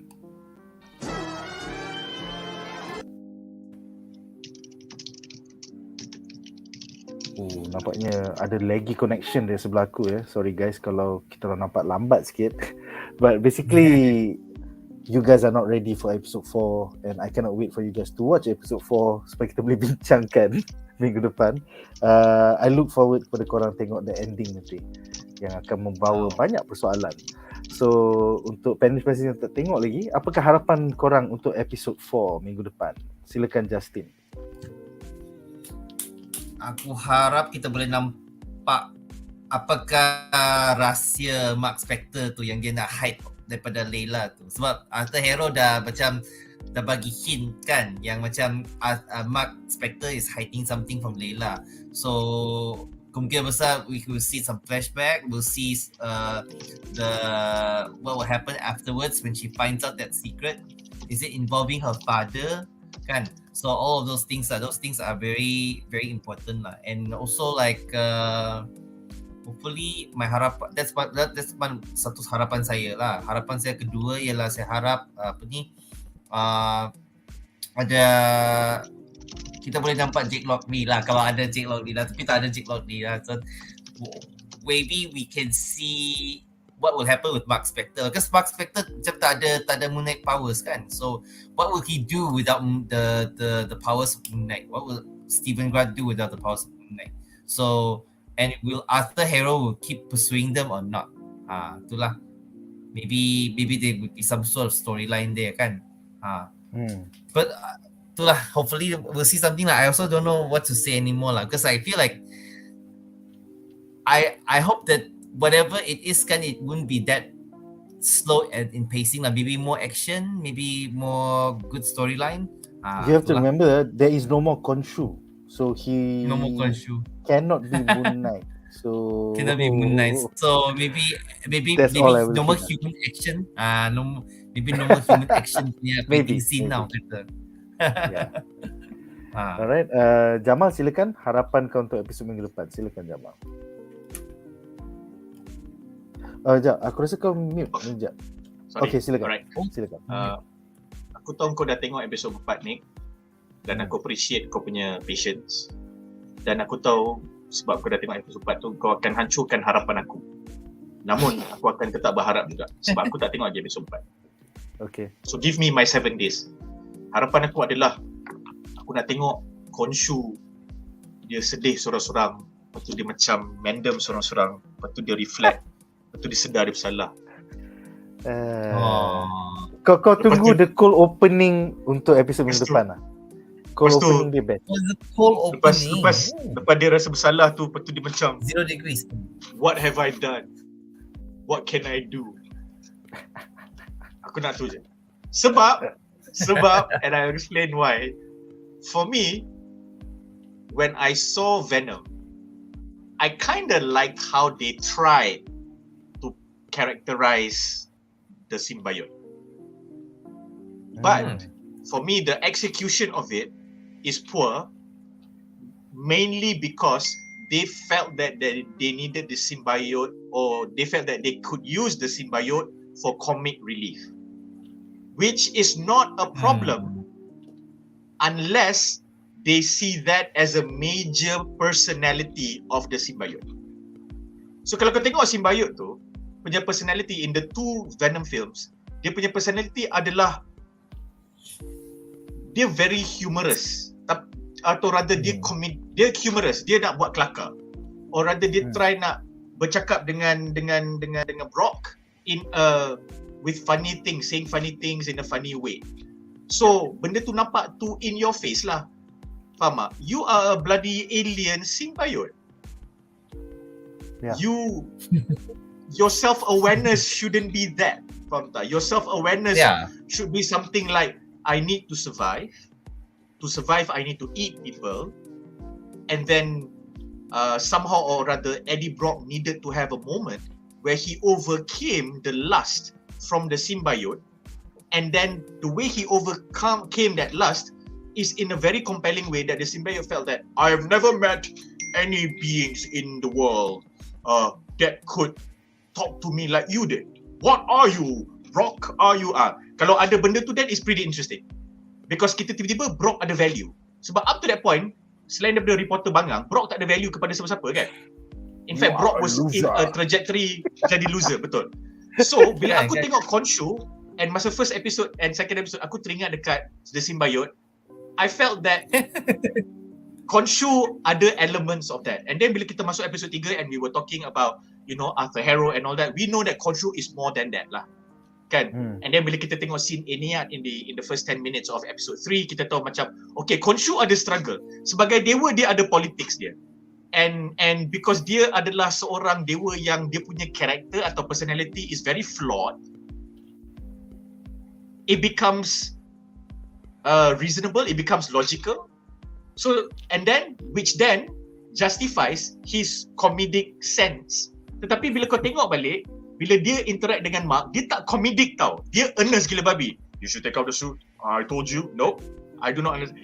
That, faham tak? Kau nampak, dia ada karakter dia.